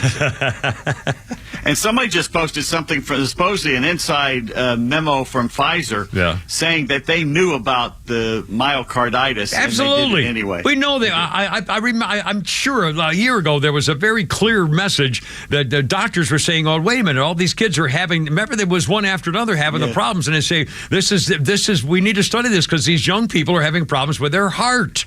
Senator Rand Paul just put, I think 4 papers in front of Congress today or yesterday saying that pretty much they all knew about what was going on. How could a liberal not be so freaking furious that they were tricked and lied to be part of the swarm? Yeah. Well, again, I guess these are the same liberals that 10 years ago were telling us the government and big pharma was the worst thing in history. Yeah. And now they're getting down on their knees and worshiping big pharma. And you're a racist if you say anything against them too. For some reason, always a racist. 5-star linebacker Justin Williams has passed up all the college football teams in Texas. He's coming to Georgia. He's the number 1 ranked linebacker in the 2024 class. Holy cow. Outstanding. Is he a big guy, is he? Or do we know anything about him? I don't know. He's just a good player. Yeah, where's he Florida from? Texas. Texas, okay. Florida A&M Athletic Director Tiffany Dawn Sykes says the football team will be allowed to resume the facilities, being able to use them after they basically told everybody to stay away last Thursday and Friday. Well, now they're letting them back because they play football. Yeah. And what did they do bad again? They let the rapper into the... They had a rapper doing many bad words. Very disgusting words. Yeah. And good for Englishman Ian Poulter for calling out his fellow countrymen for giving Open champ Brian Harmon such a hard time on Sunday. The name calling and other insults. And basically he came out and said they should be ashamed of themselves, that this guy is a class act and you should be ashamed of yourself, calling out his countrymen. So good for him. Meanwhile, here's a question for you. Pro golfer Justin Doden has admitted to cheating during the second round of the PGA Tour's Ottawa Open last week. Says, I am here to confess the biggest mistake I've made in my life to date. I guess he's planning on something bigger later. Hey, you never know. I cheated in golf, and this is not who I am. Okay, Mother Blanker, we just saw you on the TV cheating, so I think that was you. Yes, it is who you are. What did he do? All right, I'll tell you. I'm glad you asked. Yes. Let's see. He finished the 18th hole Friday in 7 strokes, but he wrote down 5 shots on the scorecard, which enabled him to make the cut. Well, he would have known he's going to get caught if there were people with him. He played the round. That other golfer who played with him says, "Oh, wait a second here," and he told the officials on this. Yeah. So Doden went and quoted the Bible, saying everybody has to look at John 1:9 about forgiveness, which is basically forgiving people. It's like, it's a little quick for the Bible verses there, buddy. You just got caught, and you wouldn't have gotten caught unless somebody turned you in. Well, if does he have a PGA card? I assume is he a member of the tour, PGA Tour? Take away his card. I'd suspend him for a year. Well, I mean, take away his card, period. I mean, why would you even get more than one chance if you deliberately, if you misread a rule or try to take advantage of a rule that, like Arnold Palmer got a break on the Masters that time when on the par 3 12th hole, he hit it up in the pine straw and they gave him a break and they shouldn't have. But again, it wasn't really cheating. It was just taking advantage in the wrong way. But if you deliberately, fake a score so you can make a cut, you're out. How could we ever have you again trust you on the PGA Tour? There are too many people who deserve to be on that tour who can't make this because there are only so many allowed. You're taking somebody's place who isn't going to cheat. God. Anyway, whatever. That's sign of the times. Think taunting and trash talking is something new in sports? No. Well, on this date in 1911, Honus Wagner went 5 for 5 off Giants starter Christy Mathewson in a Pirates win at the Polo Grounds. The Pittsburgh shortstop, after every hit, held up his one finger, right at right fielder Mike Donlin, the hitless player he passed to take over the National League batting league. Honus Wagner, is that what you're saying? Yeah, every time he held up a finger. There's one more. Waggy. Oh, man. I love it. In 1955, Joltin' Joe DiMaggio elected into the Hall of Fame on his 4th try. Wait a minute. Are you serious? I'm serious. It took 4 times before the sports writers. Joe DiMaggio? Yeah, Joe DiMaggio. Yeah. That's not possible. Oh, my God. That's sports writers for you, baby. That's what did they have against him? Because he had Marilyn Monroe and they didn't? Who knows? Oh, my God. I can't believe it. Who knows with them? They are a curmudgeonly bit. That's what they are. 1972, Atlanta Stadium, Red second baseman Joe Morgan singled home Nate Colbert of the Padres. The bottom of the 10th gave the National League a 4-3 walk-off all-star victory. Hank Aaron had hit a homer earlier in the game. My dad was at that game, and it was a great little game there. So excellent. Good for them. What a nice That's memory. when we had all-star games in Atlanta. Yeah. 2010, the Marlins' Chris Coughlin thought it'd be a great idea. I'm going to smack my teammate Wes Helms in the face with a shaving cream pie because Wes just hit the game winner. Unfortunately, Chris tore the meniscus in his left knee trying to do it and missed the rest of the season. Idiot. And the Jets have released a photo of Aaron Rodgers in a Jets uniform. Have you seen it? No. The camera angle made his helmet look enormous. Big head. He looks like the great Gazoo from Flintstones. Oh. I'm not kidding. And finally, from Ripley's Believe It or Not. Yes. In 1933 in Douglas, Georgia. Yeah. Jimmy Nichols made a 336-yard hole-in-one. Outstanding. Got the dog leg. Yeah, amazingly, he did it with a right-handed stance despite being a left-hander. Now, 336 yards is a pretty good distance, especially when you're doing it from the opposite side. Yeah. But why did he do that? I don't know. Good question. Jimmy Nichols only had one arm. What a story. 336 yards. One-armed golfer from the wrong side, 336-yard hole-in-one. So he's a left-hander, but he hit from the right side, which makes no sense because it looks like you can get a bigger wind-up with your left arm when you're batting lefty. And you can really whack it, whereas if you're doing it from the right-handed stance, it's a backhand. Yeah, well, you get more winding up with your left arm because you can twist it farther around than your right shoulder can go. So, yeah, that makes sense. That's a hell of a shot. Cool. Outstanding.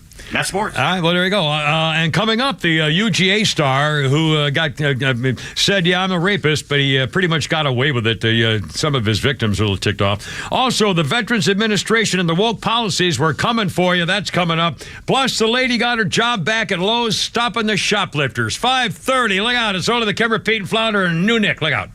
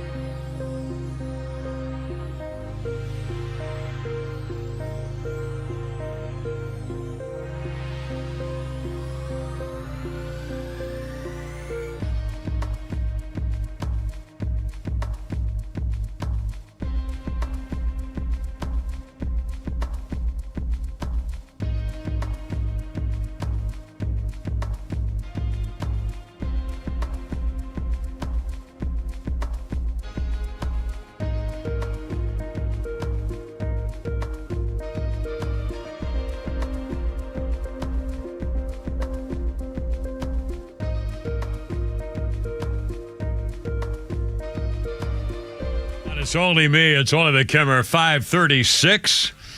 106.3 with Pete Davis and Flounder and new Nick back there in the back. By the way, who are you playing here, Flounder? This is Leonard Skinner. Leonard Skinner, of course. They were at my concert neighborhood the other night. And tonight it's... who did I say it was? Dave Matthews Dave Band. Matthews Band. So the traffic's going to be horrible. And now all the lanes are closed on 285 East, going toward past Riverside, I think. Riverside Drive.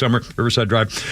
So just for kicks, I turned on my Waze as though I were going to go home right now, and I hit the Waze. I hit home in there, and it gave me 3 different choices. And the first one is Herd's Ferry, which means to keep me off at 285. This may be the route that I took that I'm trying to find. So it may be that they're going to put me on that route to go home tonight. Thank God. Please.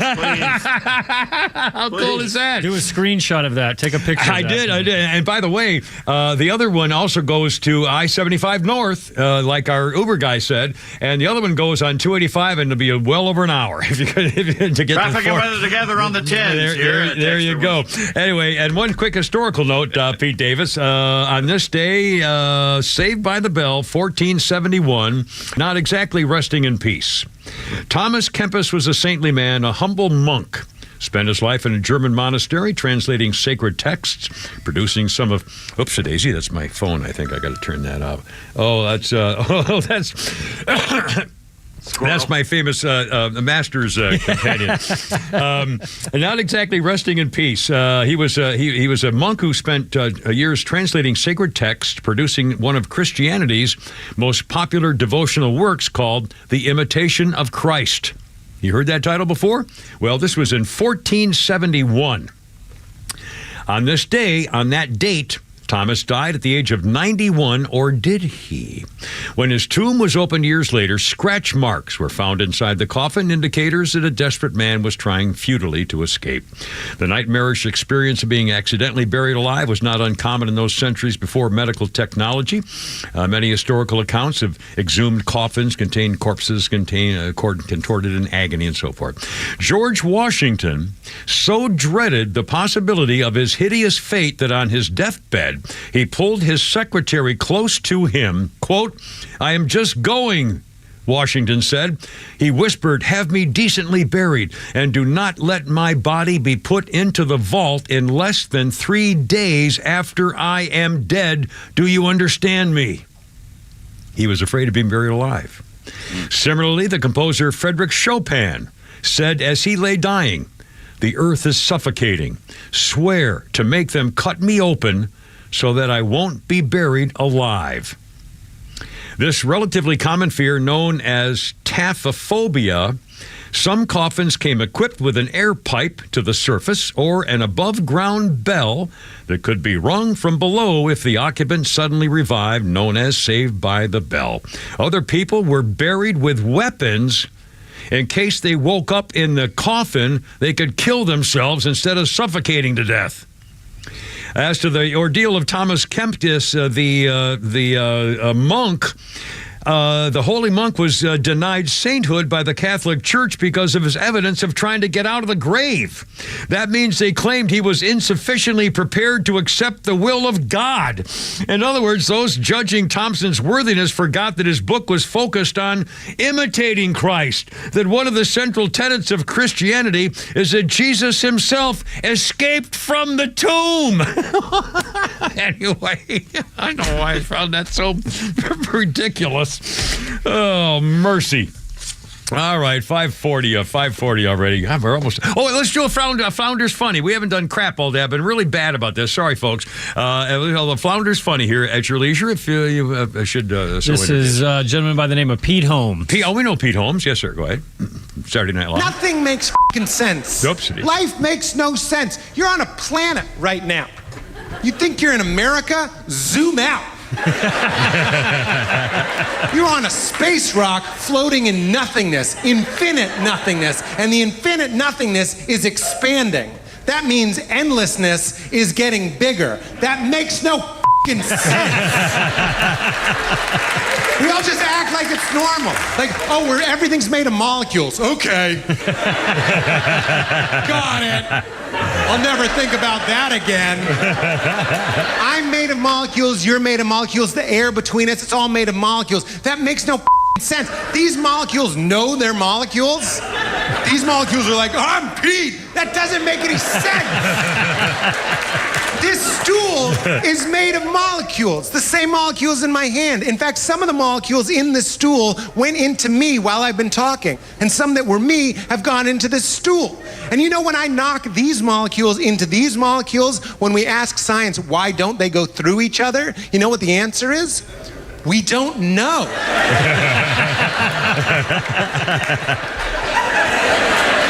That doesn't make any sense. Pete Holmes. Pretty amusing.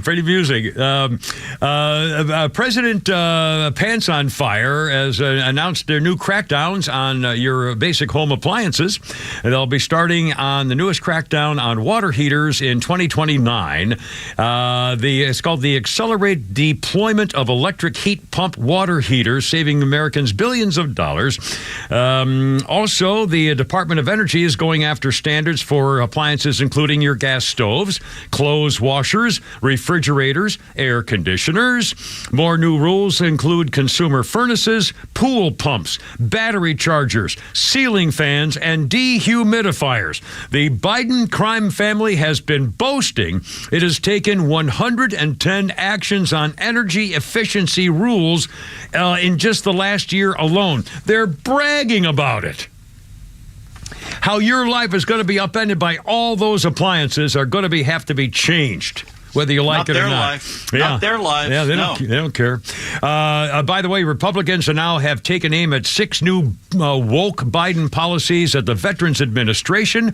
They're going to prevent the government and the Pentagon from spending money to have a naming commission to change all the Confederate icon named bases. I'm going to stop that, Mo Ricky Tick. Marjorie Taylor Greene of Georgia is going to stop federal dollars from going forward for any sex-altering surgical procedure.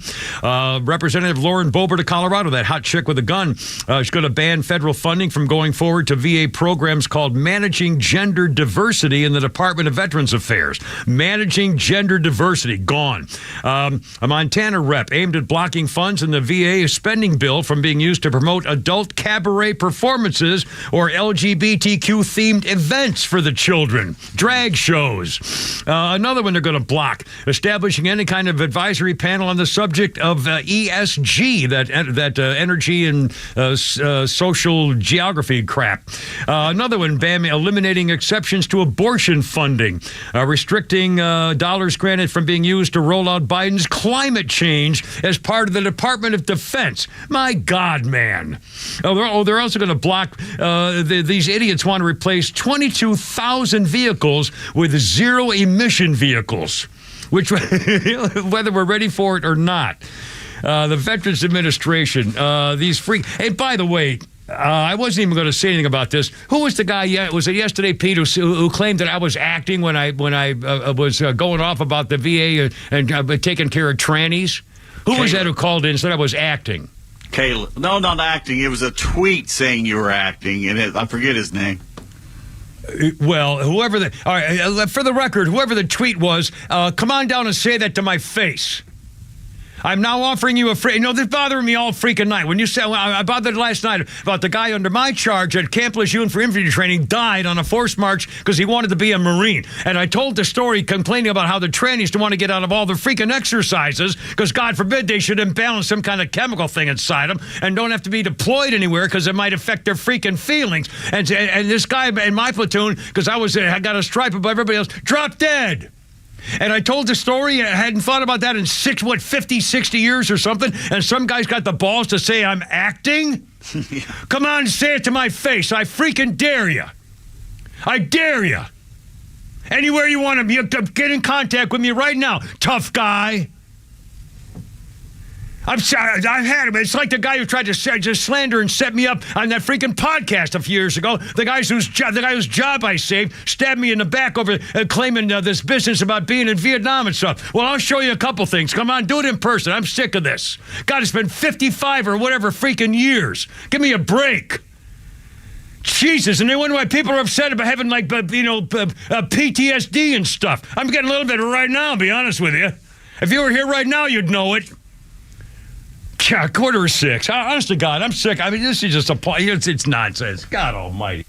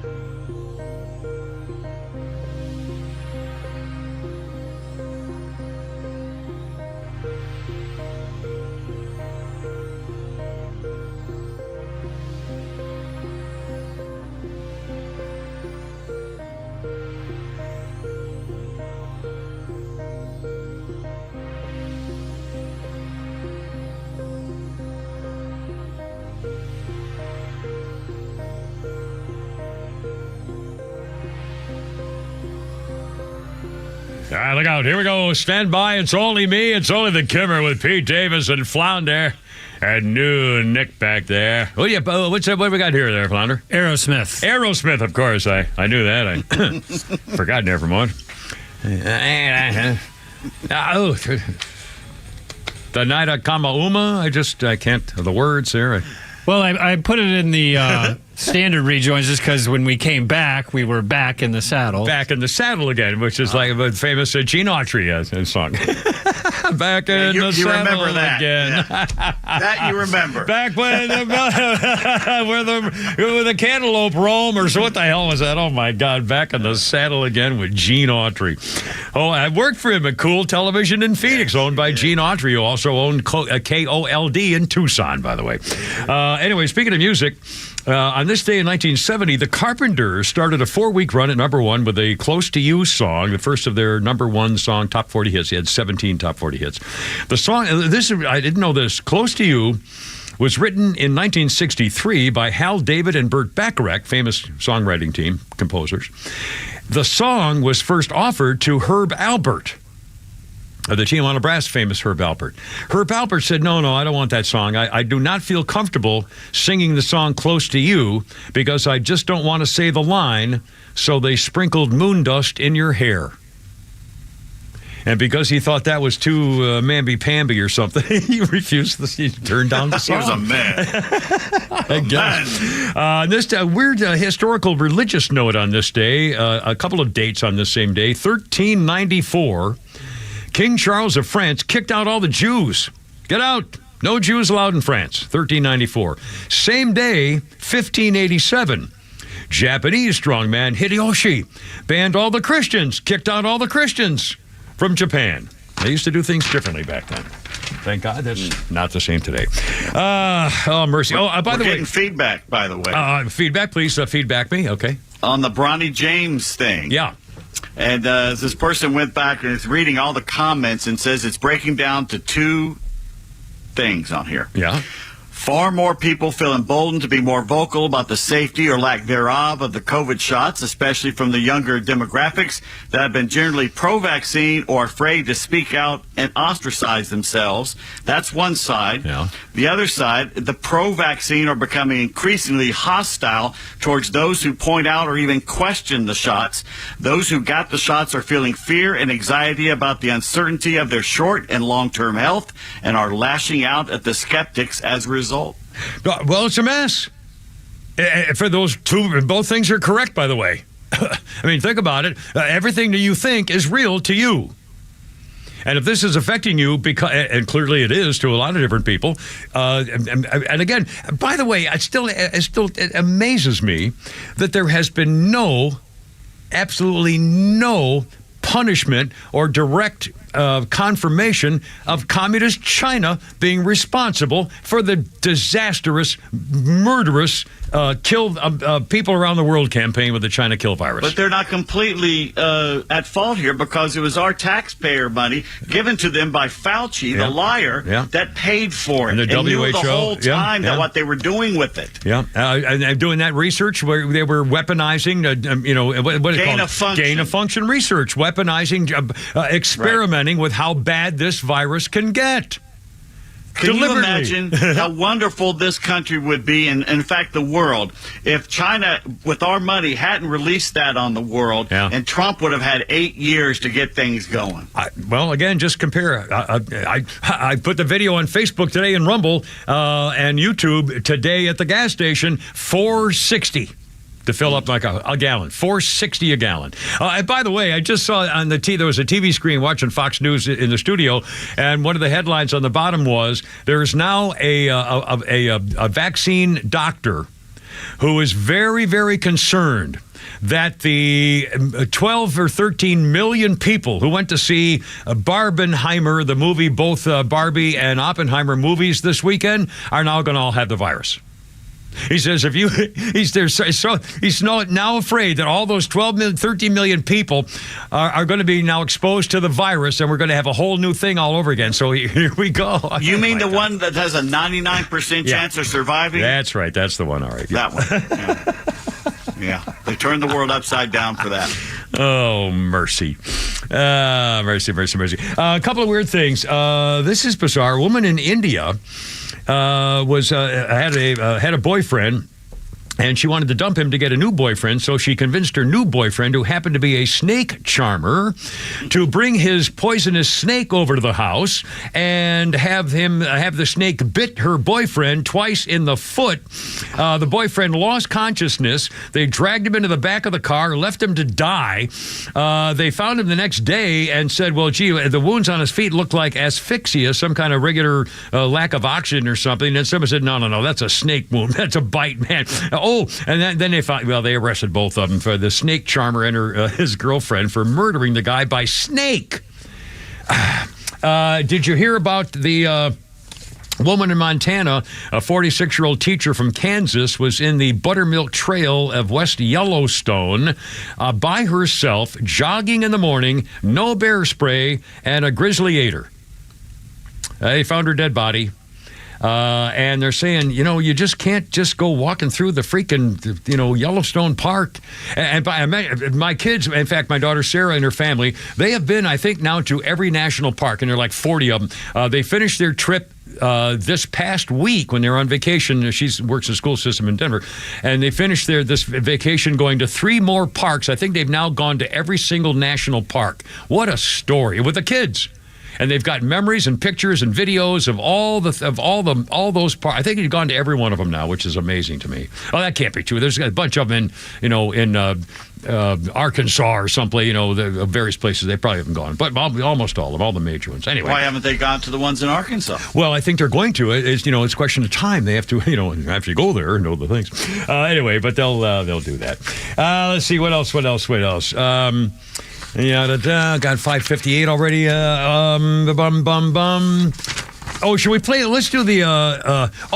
Some good news. I know some good news here. A woman named Donna Hansbrough from Rincon, Georgia, 68-year-old woman who was on TV crying the other night because she said, "I love my job at Lowe's. I've been at Lowe's for 13 years. I love this company. Been working them for a long time, and they had to fire me because I tried to stop a shoplifter."